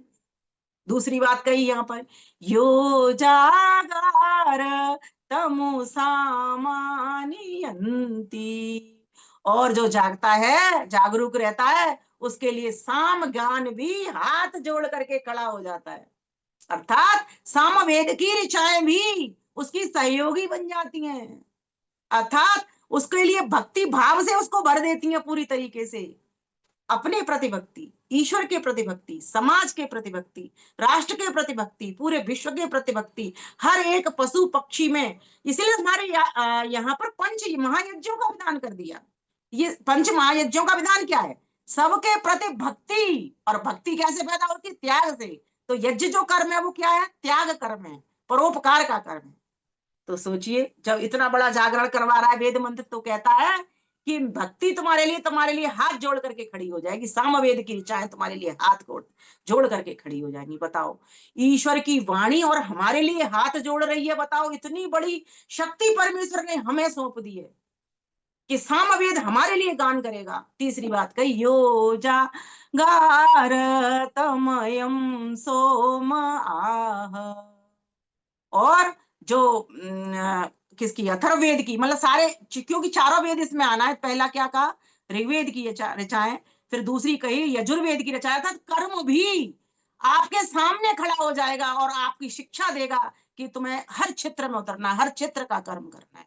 फिर तीसरा कहा सामवेद की ऋचाएं, यो जागारा तमयम सोम आह। आह माने कहता है। क्या कहता है? परमेश्वर कहता है हमको, यह कहता है कि तुम जब ऋग्वेद, यजुर्वेद और सामवेद को पढ़ोगे और पढ़ करके मनन चिंतन करते हुए जब उससे जीवन भरोगे, तो मैं तुमको मित्र बनने का घर दे दूंगा। न्योका, नाव, घर, संस्थान, रहने का स्थान मैं तुमको दे दूंगा। अर्थात मित्र बन करके तुम्हारे साथ रहूंगा, ये ईश्वर कह रहा है, अगर तुम ऐसा करोगे। और इसी बात को एक और यजुर्वेद की वाणी में ईश्वर ने कह दिया कि मैं तुमको भर भर के दूंगा। और क्या क्या दूंगा? तो कह दिया वहां पर, ओम स्तुता मया वरदा वेद माता प्रचोदयन्ताम पावमानी दुजानाम आयु प्राणम प्रजाम पशुम कीर्तम ब्रह्म वर्चसम द्रविणम ब्रह्म वर्चसम। ओम स्तुता मया वरदा वेद माता प्रचोदयन्ताम पावमानी दुजानाम आयु प्राणम प्रजाम पशुम कीर्तिम द्रविणम ब्रह्म वर्चसम मह्यम दत्वा व्रजत ब्रह्म लोकम। 8 बातें यहाँ पर आई हैं इस मंत्र के भीतर। क्या कहा कि मैं तुमको क्या क्या दूंगा? अगर तुम जाग जाओगे तो तुमको उम्र दे दूंगा, सबसे बढ़िया, तो तुम्हारी लंबी आयु हो जाएगी। माताओं, और भी लंबे आयु के हो जाओगे। लेकिन देखो, वेद कह रहा है कि मैं आयु तो करूंगा, लेकिन कैसी आयु करूंगा? तो कहा वहां पर, प्राणम, तुमको प्राणवान बना दूंगा, तुमको जीवंत बना दूंगा, तुमको चेतना में बना दूंगा। फिर तीसरी बात क्या कही? आयु प्राणम प्रजाम, उत्तम प्रजा भी तुम्हारे घर में आएगी। जब तुम्हारा स्वस्थ जीवन होगा, शरीर से भी फिट हो, तुम मन से भी फिट हो, बुद्धि से भी फिट हो और तुम आत्मा से भी फिट हो जाओगे, तो मैं तुम्हारे घर में उत्तम संतान भी जन्म करवा दूंगा। फिर कहा, आयु प्राणम प्रजाम पशुम, खूब प्रभुत मात्रा में पशुओं का दूध तुम्हें पीने के लिए मिलेगा। खूब गौ माताएं होंगी, खूब बड़ी बड़ी गौशालाएं होंगी, तुम नंद भी कहलाने की ताकत रख पाओगे। लाखों तुम्हारे गौ घर में होंगी। अर्थात तुम गौशालाओं को पालन करोगे, तुम उनका पोषण करोगे, गौ माताओं को बचाने के काम करोगे, उनकी रक्षा करोगे, तो मैं तुमको भर भर के दूंगा। ये है जागरण। वो जगा रहा है ईश्वर, बार बार जगाता है, लेकिन तुम मेरे पास तो आओ, इस वेद मात्रा को प्रसारित तो करो। तुम अपने जीवन को पहले इस प्रकाश से भरो तो सही। तुम सत्य अर्थ का प्रकाश, सत्यार्थ प्रकाश पढ़ो तो सही। सत्यार्थ प्रकाश क्या है? वही वेदों का ज्ञान। ऋषिवर देव दयानंद सरस्वती को आज भी नमन करिए, बार बार नमन करिए। और ये जो 150वां स्थापना दिवस है, वो इसलिए ही मना जा रहा है कि उन्होंने एक जो संस्था दी, उसमें इसी ज्ञान विज्ञान को ही दिया कि वेदों की ओर पुनः हम आए। वेदों से ही हमारा जागरण होगा और किसी से नहीं होगा। अगर आपको चाहिए कि मुझे अपना शरीर फिट रखना है, तो सारे सूत्र शरीर के ले लीजिए वहां से। ये अयम यज्ञम तनु, ये जो तुम्हारा जो शरीर है वो क्या है? पूरा यज्ञ वेदी है पूरी की पूरी। और होता कौन है इसमें? आपकी सभी ज्ञान की इंद्रियां सारे होता है। आपकी आंखें भी होता है, आंखों से देखते हैं। कान भी आपके होता है, कानों से सुनते हैं। नासिका भी होता है, सूंघते हैं। मुख भी आपके होता है, इससे ज्ञान लेते हैं। जिह्वा इससे चखती है। ये सारे होता ही है। और ये त्वचा भी होता ही है, ये छू करके ज्ञान ले रही है। तो ये जो ज्ञान की इंद्रियां होता कौन होते हैं? जो आहुति को, हवि को देने वाले होते हैं, यज्ञ करने वाले होते हैं। तो ये सप्त ऋषि हमारे शरीर के भीतर ही बैठी है। ये सारे की सप्त ऋषय होता, ये सब की सब होता होते हैं। होता यजमान को भी कहते हैं, होता उस ईश्वर का भी नाम है। हाँ, होता अर्थात जो दे भी रहा है और फिर ले भी रहा है। हमको सारा सामग्री देता है, फिर हम उसको यज्ञ में भी दे देते हैं। फिर वही साइकिल चल पड़ती है, पूरी साइकिल के तहत काम करता है। तो इस प्रकार से अपना व्यक्तिगत जागरण भी करिए। और फिर कहा कि अपना कौन सा जागरण करिए? पारिवारिक जागरण भी करिए। परिवार को बचाओ। आज परिवार हमारे मिट चले, अपनी वैदिक संस्कृति से परिवारों को जोड़ो। देखो, मैं एक चीज अभी सोच रही थी कि मेरी बेटी मेरे से एक दिन पूछ रही थी कि माँ ये कैसे चीज बनती है, ये आलू के पापड़ कैसे बनते हैं। मेरी फ्रेंड अपने घर से लेके आई है और वास्तव में मेरे पास इतना समय नहीं होता कि मैं आलू के पापड़ बना के बैठूं। मेरे को तो आते हैं क्योंकि मैंने उसकी नानी के यहाँ आगरा में खूब पापड़ बनाए आलू के। तो मैं सोचने लगी कि बच्चों को पता कैसे चलेगा, कम से कम अपनी चीज खत्म ना हो उसके लिए थोड़ा सा तो कभी कभी तो कर लेना चाहिए। चाहे 5 पापड़ बनाती पर मैं उसको बताती तो मेरे को ये प्रश्न नहीं पूछती मम्मी आलू के पापड़ कैसे बनते हैं। अगर हमने अपनी वैदिक संस्कृति जो हम यज्ञ आदि है घर में नहीं करेंगे, घर में करने मात्र से या फिर समाजों में नहीं लेकर के बच्चों को जाएंगे तो बच्चे आपके जान नहीं पाएंगे, और जान नहीं पाएंगे तो फिर मानेंगे भी नहीं बात को, मानेंगे भी नहीं बात को तो समझ लो फिर गए, आपके हाथ से गए। इसीलिए उनको अपने परिवार का जागरण करिए, अपने परिवार में सामूहिक भोज करिए, सामूहिक भजन भी करिए, संध्या भी सामूहिक करिए। अब सामूहिक को अभी प्रश्न उठता है कि कोई बचा तो है ही नहीं जो सामूहिक भोजन करेगा, सामूहिक भजन करेंगे। मैं अपनी भी बात करूं, बात वाले ही करूं, लेकिन प्रैक्टिकल देखूं तो मैं अकेली ही हूं घर में। अब किसके साथ सामूहिक करूं, लेकिन मेरा कहने का मतलब ये है कि जितने भी लोग हैं, 2 हैं तो 2, 3 है तो 3, 1 है तो अकेला तो फिर मजा ही है। भगवान के साथ जुड़ करके उसी का तो सत्संग करना है, वही तो सत्य है। सत्य का संग, और सत्य का संग आपका सदग्रंथ भी कराते हैं, सत्य का संग आपका ईश्वर भी कराता है, सत्य का संग आपकी पुस्तकें भी कराती हैं, साथ साथ में सत्य का संग आपके मीडिया पर भी बहुत सारा ज्ञान चल रहा होता है, सोशल मीडिया पर भी कहीं से भी आप सत्य का संग कर लो। तो कहा गया कि परिवार का जागरण बहुत जरूरी है। इसके अहंकार की आरी से इसको काट दो, क्रोध की कुल्हाड़ी से इसको काट दो। आप इतना क्रोध बच्चों में आज इतना क्रोध आ गया है, हर वक्त क्रोध की कुल्हाड़ी उनके पास पड़ी रहती है हाथ में, जरा सी बात सहन नहीं होती। 4 ही आदतें हैं परिवार को बचाने के लिए। पहला त्याग, त्याग के भीतर समर्पण, दूसरा सेवा, सेवा के भीतर प्रेम, समर्पण, सेवा, और तीसरा सम्मान, परस्पर सम्मान। बड़ा छोटे का करे, छोटे बड़े के करे, पति पत्नी का करे, पत्नी पति का करे, सास बहू का करे, बहू सास का करे, देवर जेठ सब जितने भी मेंबर्स हैं घर के आपस में इन चीजों को धारण करें। सेवा दें आपस में, जिसको जरूरत है जिस चीज की, ये भी देखना होता है। ऐसा नहीं कि उसने उससे कही तो मैं उसी से करूंगा, ये तो बदले की भावना है। जिसको जो चाहिए उससे सेवा दें, जिसको जैसा सम्मान देना है उसको वैसा सम्मान दें, छोटों को छोटा जैसा, बड़ों को बड़ा, बराबर वालों को बराबर जैसा, है ना। सेवा दें, सम्मान दें, सहनशीलता को धारण करें। जब तक सहनशीलता नहीं आएगी ना तब तक कुछ होने वाला नहीं है। आज बच्चों में सहनशीलता नहीं, इसलिए इस परिवार का जागरण बहुत जरूरी है। और ये सारे कार्य कैसे होंगे, ये होंगे जब आप वेदों के समीप बैठोगे और अपने जीवन को आदर्श बना लोगे। एक आध बार कभी कभी तुम वेद नहीं पढ़ पाते हो, मैं तो कहती हूँ रामायण का पाठ कर लिया करो। राम जी भोजन नहीं करते हैं जब तक भरत भैया नहीं आ जाते, लक्ष्मण शत्रुघ्न नहीं आ जाते हैं। माँ कहती है कर लो बेटा, माँ भी परख रही है, पर माँ तो जानती है कि मुझे चारों को कराना है। लेकिन फिर भी राम जी तो अपने भाइयों के लिए बैठे, एक साथ 4 डेस्क लगी हुई है, नीचे बैठ के भोजन करना है, मंत्र बोल करके भोजन करना है। ये कौन देगा। अभी मेरी बेटी वहां विदेश में बैठी हुई भोजन मंत्र पढ़ के करती है। अब उसके जो कमरे की जो रूममेट है वो भी उसके साथ भोजन मंत्र कर सीख गई हैं। और जबकि पहले हंस रही थी उसके ऊपर, फिर मैंने कहा तू नहीं छोड़ना, भले ही हंसने दो इनको, कभी कभी इनकी हंसी एकदम हकीकत में बदल जाएगी। इसलिए आज उन लड़कियों को भी, और मेरे को सुनाती हैं वो कि आंटी देखो हमने भी सीख लिया, विदुषी ने, उसका नाम विदुषी है, विदुषी ने हमको भी सिखा दिया। तो अगर हम बचपन में वो डाले हुए संस्कार है वो कहीं नहीं जाएंगे, उससे वो अब सेफ रहेगी बेटी। उसके भीतर मैं 3 ही बात उसको बोलती हूँ, तुम जहां रहो सुरक्षित रहो, तुम जहां रहो स्वस्थ रहो, तुम जहां रहो स्वाध्याय करते रहो। तुम 3 लक्ष्य लेकर के घर से गई हो, पढ़ने के लिए गई हो, स्वस्थ रहोगी तो तुम पढ़ पाओगी, सुरक्षित रहोगी तो तुम पढ़ पाओगी। इसीलिए तुम्हें ये 3 चीजों पर तुम्हें फोकस करना है। बाकी की दुनिया में क्या चल रहा है, यहाँ क्या हो रहा है, क्या पहनाव चल रहा है, आज उसको 8 महीने हो गए हैं, वही कपड़े हैं जो भारत से लेकर के गई है। वहां कैसे भी वो कॉलेज में बच्चे पहनते हैं, वो वही कपड़े पहन रही है जो यहाँ से मैंने उसकी अटैची में लगा। मैंने कहा दुनिया हंसेगी, हम उन पर नहीं हंसते क्या। हंसने का काम है, लोग तो हंसते ही हैं, दुनिया तो कुछ भी कहती है, अच्छा करोगे तो भी कहेगी। इसलिए परिवार का जागरण करो। परिवार के साथ जब तक देखो, पहला टाइम था ना तो भेंटें गवा करती थी, वो भेंट क्या होती थी हम उनका मीनिंग अब समझ रहे हैं बड़े होकर के, तब हम नहीं जानते थे, हम कहते हैं फालतू ये क्या गीत गाती रहती है। भेंट करना, अपने आप को भेंट दे देना ईश्वर को, प्रभु मैं तेरा। और इन दिनों देखो, आप ज्यादा खाओगे, ज्यादा पियोगे ना, उल्टा सीधा खाओगे, उल्टा सीधा आहार करोगे ना, आप बीमार पड़ जाओगे। क्योंकि एक बहुत बड़ी ऋतु से, सर्दी की ऋतु से आप ग्रीष्म की ऋतु में पदार्पण कर रहे हो। तो ब्रह्मांड में सभी देवताओं में परिवर्तन हुआ। तुम्हारा जो शरीर है, जो पिंड बना है, वो भी तो उन्हीं देवों से बना हुआ है, उन्हीं पंचभूतों से बना हुआ है। इसमें भी तो परिवर्तन होगा।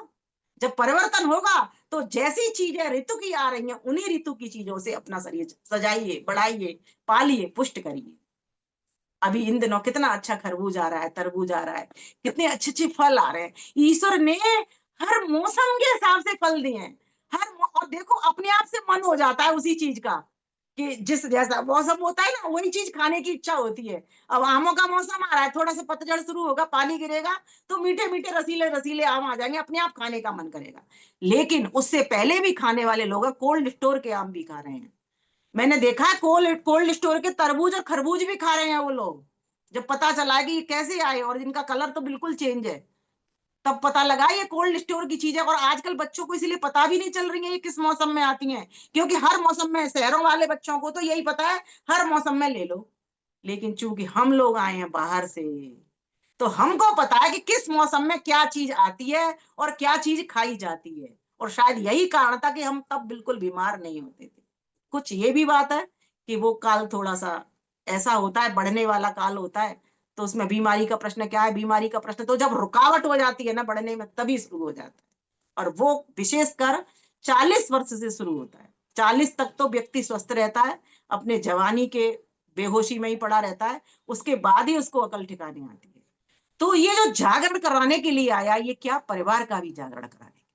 तीसरी बात, ये जो आया, भाई मेरे 9 बिंदु तो हो ही नहीं पाएंगे, व्याख्या तभी कितनी भी खोलती चली जाऊं मैं फिर अलग होगा, मुझे लग रहा है समय तो बहुत कर लेती हूँ। तीसरा जागरण हमारा होगा समाज का जागरण। समाज के जितने भी बिंदु हैं वो उनको सामने रखिए। समाज के जागरण के लिए हमको क्या करना पड़ेगा? समरसता का सबसे बड़ा उदाहरण है समाज का जागरण। संगठन में आइए, जब तक हम संगठन में नहीं आएंगे, मिल बांट करके काम करना नहीं सीखेंगे, तब तक हमारा जागरण नहीं होगा। आज हम मिल बांट करके काम नहीं करते, आज हम किसी को श्रेय दे करके काम नहीं करते, हम अपना श्रेय लेना चाहते हैं, तब हम काम करते हैं। इसलिए हमारी समाज संस्था भी नहीं चलती। अभी मैं नाम तो नहीं लूंगी, पर अभी की बात है, कल की ही बात बता रही हूं मैं, कि बहुत झगड़े समाजों के भीतर चल रहे हैं और इतने जबरदस्त झगड़े चल रहे हैं। उन झगड़ों में ऐसा चल रहा है, मैंने कहा हम तो इस आर्य समाज के मंचों से ये कहते कहते थक गए कि एक आदर्श चीज लेनी है तो आर्य समाजों से लो। अब यहाँ से क्या लेकर के व्यक्ति जाएगा?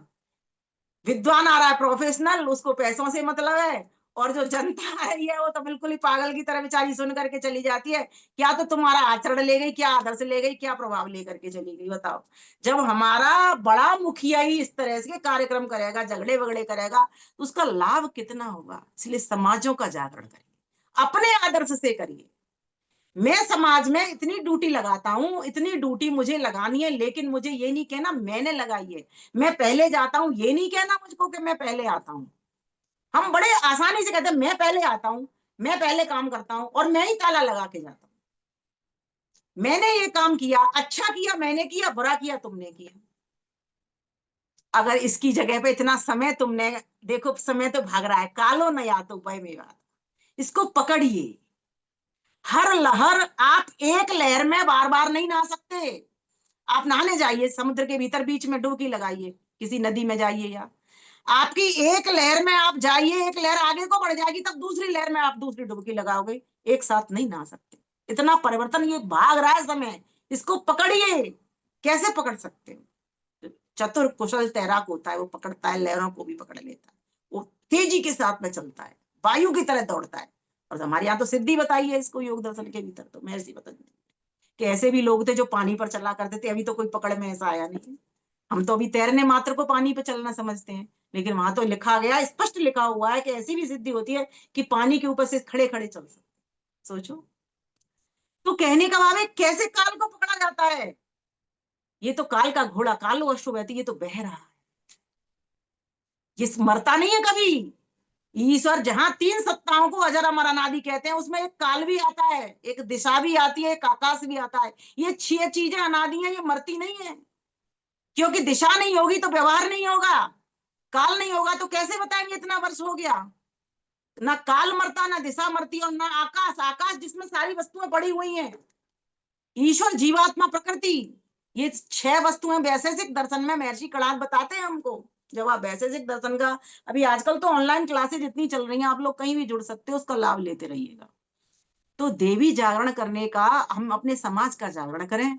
समाज के जो नियम हैं, हम जो भी काम करेंगे, जो व्यक्तिगत काम करेंगे वो स्वतंत्र है, लेकिन 10वां नियम क्या कहता है?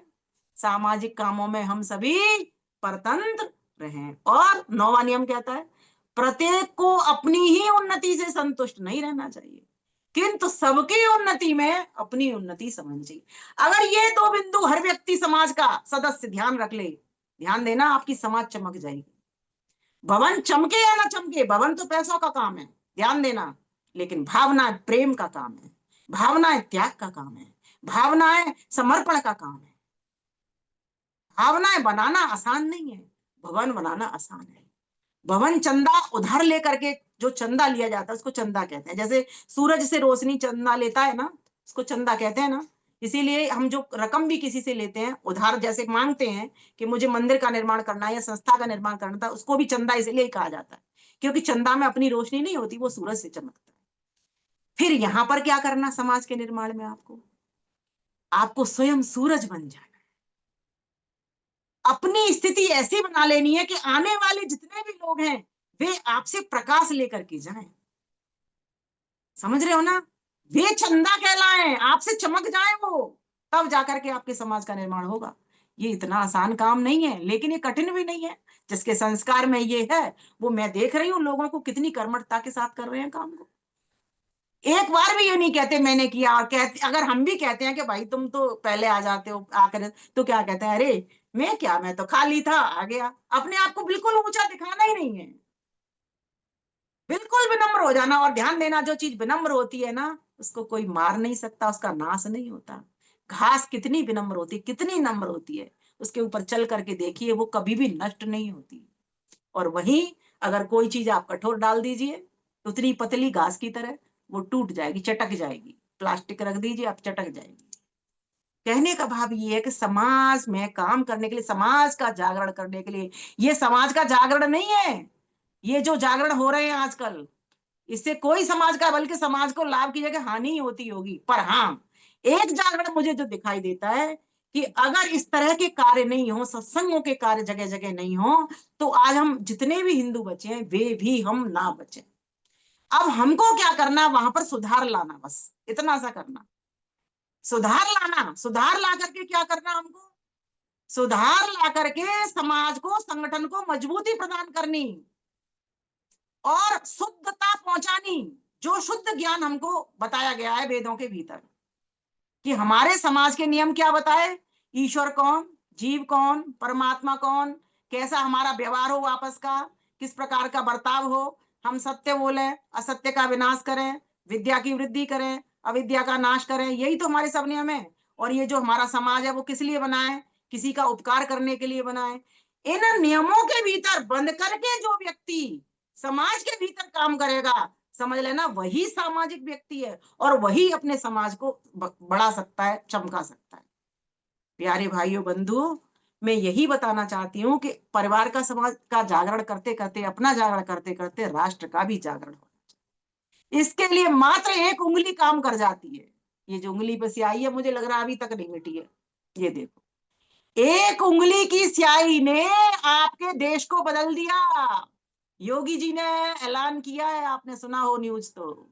योगी जी कहते हैं अभी जो भी मुसलमान इन रोजों के दिनों में सड़क के ऊपर नमाज पढ़ेगा, ध्यान से समझना, नमाज पढ़ेगा, वो व्यक्ति का पासपोर्ट जब्त कर लिया जाएगा। कितनी बड़ा काम है ये, कोई छोटा काम है? ठोको तालियां अपने वीर पुरुषों के लिए, ऐसे बहादुर योगियों के लिए, ज्ञानियों के लिए, जो हमारे राष्ट्र के भीतर जागरण कर रहे हैं।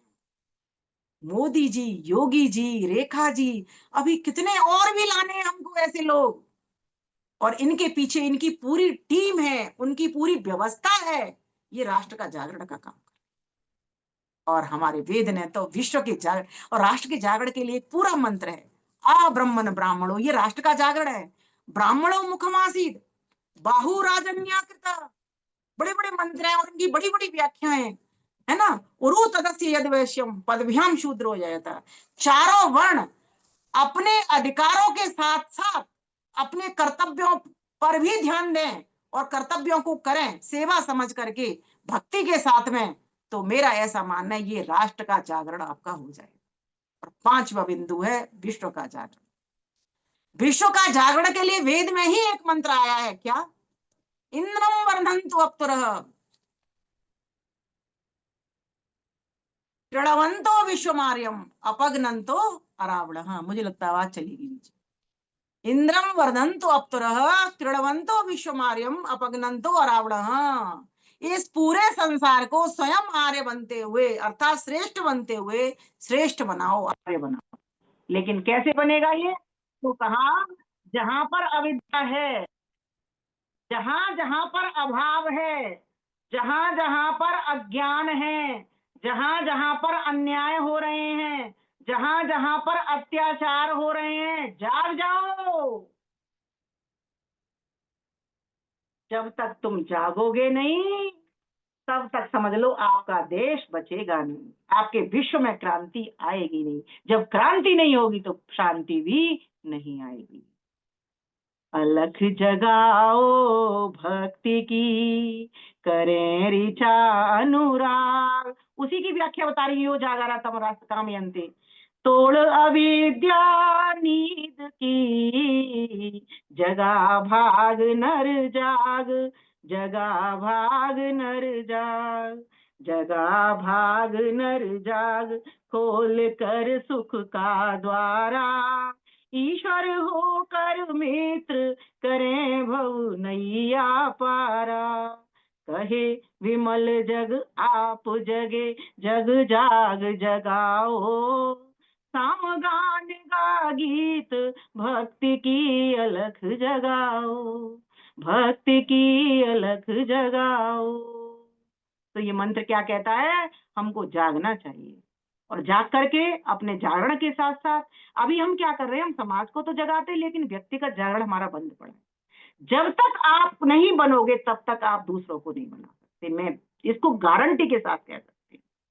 स्वामी श्रद्धानंद ने दान लेने के लिए जब गुरुकुलों की बात आई तो जब तक अपनी कोठी दान नहीं की तो किसी के घर पे दान मांगने चले गए, बैठे रहे काफी देर तक। नौकर गया, कहते बुला के लाओ, बुला के लाया, वो आया नहीं सेठ, उसने कहा अभी तो वो स्नान करने के लिए आए।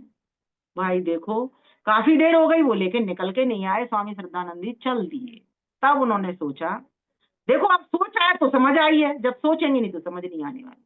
तब उन्होंने सोचा मैंने अपना तो दान किया ही नहीं, पहले मैं अपना दान करूंगा। जब तक हम अपना दान नहीं करेंगे ना, जब तक हम अपना समर्पण नहीं करेंगे, जब तक हम अपनी सेवा नहीं करेंगे, जब तक अपने भीतर सहनशीलता नहीं लाएंगे, जब तक हम अपने भीतर क्षमा के गुण नहीं लाएंगे, धर्म के गुण नहीं लाएंगे, तब तक जब तक हम नहीं बनेंगे तब तक हम दूसरों को बना नहीं सकते। फिर कहते हैं उन्होंने कोठी दान कर दी, इतना दान आ गया उनके पास लाइन लगा करके, 40,000 रुपए पता ही नहीं चला कब इकट्ठे हो गए। व्यक्ति देखता है, वो ये सोचता है पहले जब तक व्यक्ति नहीं करता, इस अकर्मण्य व्यक्ति को क्या करना, इस आलसी व्यक्ति को क्या देना, ये तो खाएगा पिएगा मौज उड़ाएगा और क्या करेगा, इसने कोई संस्था का काम तो करना नहीं। आज जितेंद्र भाई को सब क्यों तैयार है देने, काम देख रहे हैं, काम हो रहा है, चल रहा है। और किसके लिए चल रहा है? क्या इनका घर बनने के लिए चल रहा है? नहीं, हम ही लोगों के लिए चल रहा है, हम ही लोगों के ज्ञान के वर्धन के लिए वो संस्था बन रही है। इसलिए खुले हाथों से दान कीजिए। इसी बात का तो ज्ञान लेना है हमको, यही तो जागरण करना है। हमारे पास जो है, समय है तो समय देंगे, श्रम है तो श्रम देंगे, ज्ञान है तो ज्ञान देंगे, बुद्धि है कोई निर्णय हम ले सकते हैं, कोई सुझाव बता सकते हैं, सुझाव दे देंगे। व्यक्ति तो सामने वाला मांगने के लिए बैठा हुआ है, किसके लिए मांग रहा है? हमारे लिए मांग रहा है। चंदा सूरज से क्यों मांगता है? हमारे लिए मांगता है कि अगर सूरज तो दिन का मेहमान है, दिन को चमकेगा। पिता से कहता है सूरज पुत्र बन करके, पिताजी आप तो दिन में चमक लिए, दिन में काम कर लिया आपने, रात को मैं भी तो करना चाहता हूँ, क्योंकि लोग तो फिर अंधेरे में कैसे देख पाएंगे, किसी को उठना पड़ा, कहीं जाना पड़ा, कुछ करना पड़ा तो क्या करेंगे। तो पिताजी ने कहा ठीक है बेटा दे देता हूँ। और अगर चंद्रमा चमक तो लेता लेकिन देता नहीं प्रकाश, तो उसका पिता क्यों देता, उसको नहीं देता। पिता को पता है मेरा बेटा चमकेगा, क्योंकि सूरज की रोशनी इतनी बड़ी है कि वो चमकेगा ही चमकेगा चंद्रमा। आज हमारे पास भी तो धरती में प्रकाश नहीं है लेकिन सूरज से ले रहे हैं, ऐसे चंद्रमा में प्रकाश नहीं है, वो भी सूरज के कारण चमक रहा है। ओम सुनीता ओम बता रही थी कि वहां पर जब मैं गई अंतरिक्ष की जब सैर कर रही थी, मुझे लग रहा है समय हो चुका है, मैं तो भूल ही जाती हूँ, मुझे कुछ नहीं पता चलता। तो वो कहती है धरती इतनी सुंदर लग रही थी, इतनी सुंदर लग रही थी, लग रहा था इसे देखते रहे, जैसे हम चंद्रमा को देखते कितना सुंदर लगता है पूर्णिमा का चांद, कह रहे इतनी सुंदर लगती है, रंग बिरंगी और लग रही थी। तो मैं तो सबको नमन करना चाहती हूँ इस मंच से कि वास्तव में हम सभी इस 9 देवी जो हमारी आ रही हैं बात है, तो इसमें बहुत अधिक है। मैं 9 दिन तक लगातार मैं चाहती हूँ कहीं ना कहीं से, पर मेरे भौतिक प्रवचन बहुत है, मतलब जाने वाले प्रवचन बहुत है घरों में और समाजों में, इसीलिए मैं ऑनलाइन कम जुड़ पाऊंगी इन 9 दिनों में। लेकिन इच्छा थी मेरी कि 9 दिन तक इसी प्रकार का स्वाध्याय, नए नए बिंदु उठा उठा करके, चिंतन उठा उठा कर आप तक मैं परोस पाऊं। तो आज मेरा गीत रह गया क्योंकि मुझे अभी कहीं दूसरी जगह भी जाना है, गीत मैं छोड़ देती हूँ, मैं फिर कभी किसी मंच से गा दूंगी। आपका बहुत बहुत धन्यवाद करती हूँ इतने समय के लिए। मुझे लगता है कितने मिनट हो गए, 43 हो गए, 3 मिनट फालतू हो गए। धन्यवाद, नमस्ते। आपकी भी मीटिंग ही है, धन्यवाद आपका जो इतना सुंदर बहुत ज्ञान बहुत दिया धन्यवाद आपने। जी। मेरी 6 बजे ऑफिस की एक मीटिंग है, इसलिए वही मुझे जल्दी लगा, थोड़ी इसलिए सी मैं छोड़ दी। चलिए बहुत बहुत धन्यवाद, बहुत सुंदर भूमिका इसका आपने भी किया। श्रृंगार बांध देना कोई, मैं अभी फिर आपने रोक वो कर दिया ना तो मैं छोड़ दिया है, थोड़ा सा वो बेचना करेंगी ना। उषा जी आई है क्या? हाँ जी हाँ उषा जी दीदी आई हैं? जी जी तो उनको बोल दीजिए वो थोड़ा सा इसको बांध लेंगी लास्ट में, एक मेरा समय फिर खत्म। चलिए बोलनी थी अभी कुछ बात है, चलो कोई नहीं। जी, बहुत बहुत धन्यवाद। भूमिका आपने अच्छी बनाई है, और ये नव जागरण का हम उत्सव पूरे नव उल्लास के साथ में, हर्षोल्लास के साथ में मनाएं, आगे बढ़ें, और इन सब बिंदुओं पर ध्यान करते हुए आगे अपने जीवन में उतारने का प्रयास करें। अपना स्वयं का जागरण करें, अपने परिवार का जागरण करें, समाज का जागरण करें, राष्ट्र का जागरण करें, पूरे विश्व का जागरण करें, और सभी को ऐसे ही जगाते चले जाएं। एक छोटा सा दीपक की भांति भी अगर हम काम करें, प्रकाश करें, तो निश्चित रूप से हम इस संसार में उजाला फैलाने का काम करेंगे। क्योंकि एक छोटा सा दीपक भी जब तक उसमें तेल रहता है, जब तक उसमें बाती रहती है, अंधकार को अपने पास पटकने नहीं देता। तो इसी तरह हम भी जलते हुए दीपक बन करके प्रकाश को फैलाने का काम करें, अंधकार को दूर करने का काम करें। मैं छोटा सा दीप, न जाने कितने निगल गया अंधियारे, जाने कितनी बार तिमिर ने सर पटका है आकर द्वारे। लाख हराना चाहा मुझको लेकिन मैं ना हारा, तूफानों को तन पर झेला पर बांटा उजियारा। तुम भी मेरी तरह बनो और बंद तिमिर के काटो, दूर करके अविद्या अंधकार उजियारे बांटो। तो हम भी उजियारा बांटने का काम करें, अंधकार को दूर करने का कार्य करें। बहुत बहुत धन्यवाद सुंदर संदेश देने के लिए। इस नव जागरण का जो है आपने एक शंखनाद कर दिया है, तो हम अपने जीवन में नव जागरण को लाने का प्रयास करें। बहुत बहुत धन्यवाद। आइए, मेरी प्रार्थना आदरणीय माता उषा चित्कारा जी से, कृपया आएं और एक बार सभी को धन्यवाद ज्ञापन भी करें और अपना आशीर्वाद भी दें। आदरणीय उषा चित्कारा जी। अगली बारी के लिए मेरा नाम लिख लेना। जी, उषा चित्कारा जी चली गई, मुझे लगता है समाज के कार्यक्रम में चली गई वो। आज उनका कार्यक्रम है ना वहाँ पे 15 सेक्टर में, तो अच्छा, आई तो थी वो, लेकिन वो अब चली गई होंगी। कल भी थोड़ा लेट आई थी, आज भी हो सकता है थोड़ा लेट निकली होंगी घर से। तो कोई बात नहीं, मैंने उपसंहार कर ही दिया है। हो गया, उपसंहार हो गया। जी जी तो आइए बस और शांति शांति। पाठ किसी माता से करा लो, कोई और भी हो तो देख लो इसमें कौन है, कोई विदुषी माता तो नहीं जुड़ी है? और नहीं, आज तो सुषमा यति माता जी भी नहीं है, तो मैं ही शांति पाठ करा देता हूँ। ठीक है। ओम द्यौ शांतिरंतरिक्षं शांति, पृथिवी शांतिरापः शांतिरोषधयः शांति, वनस्पतयः शांतिर्विश्वे देवा शांति, ब्रह्म शांति सर्वं शांति, शांतिरेव शांति सामा शांतिरेधि। ओम शांति शांति शांति। जय घोष के लिए आप अपने माइक ऑन कर सकते हैं। जो बोले सो अभय, सत्य सनातन वैदिक धर्म की जय हो। मर्यादा पुरुषोत्तम भगवान श्री रामचंद्र की जय योगेश्वर भगवान श्री कृष्णचंद्र की जय गुरुवर विरजानंद की जय युग प्रवर्तक महर्षि प्रवर देव दयानंद की जय भारत माता की जय गौ माता का पालन आर्य समाज अमर रहेगा, वेद की ज्योति जलती रहेगी, ओम का झंडा ऊंचा रहेगा। प्रणव ध्वनि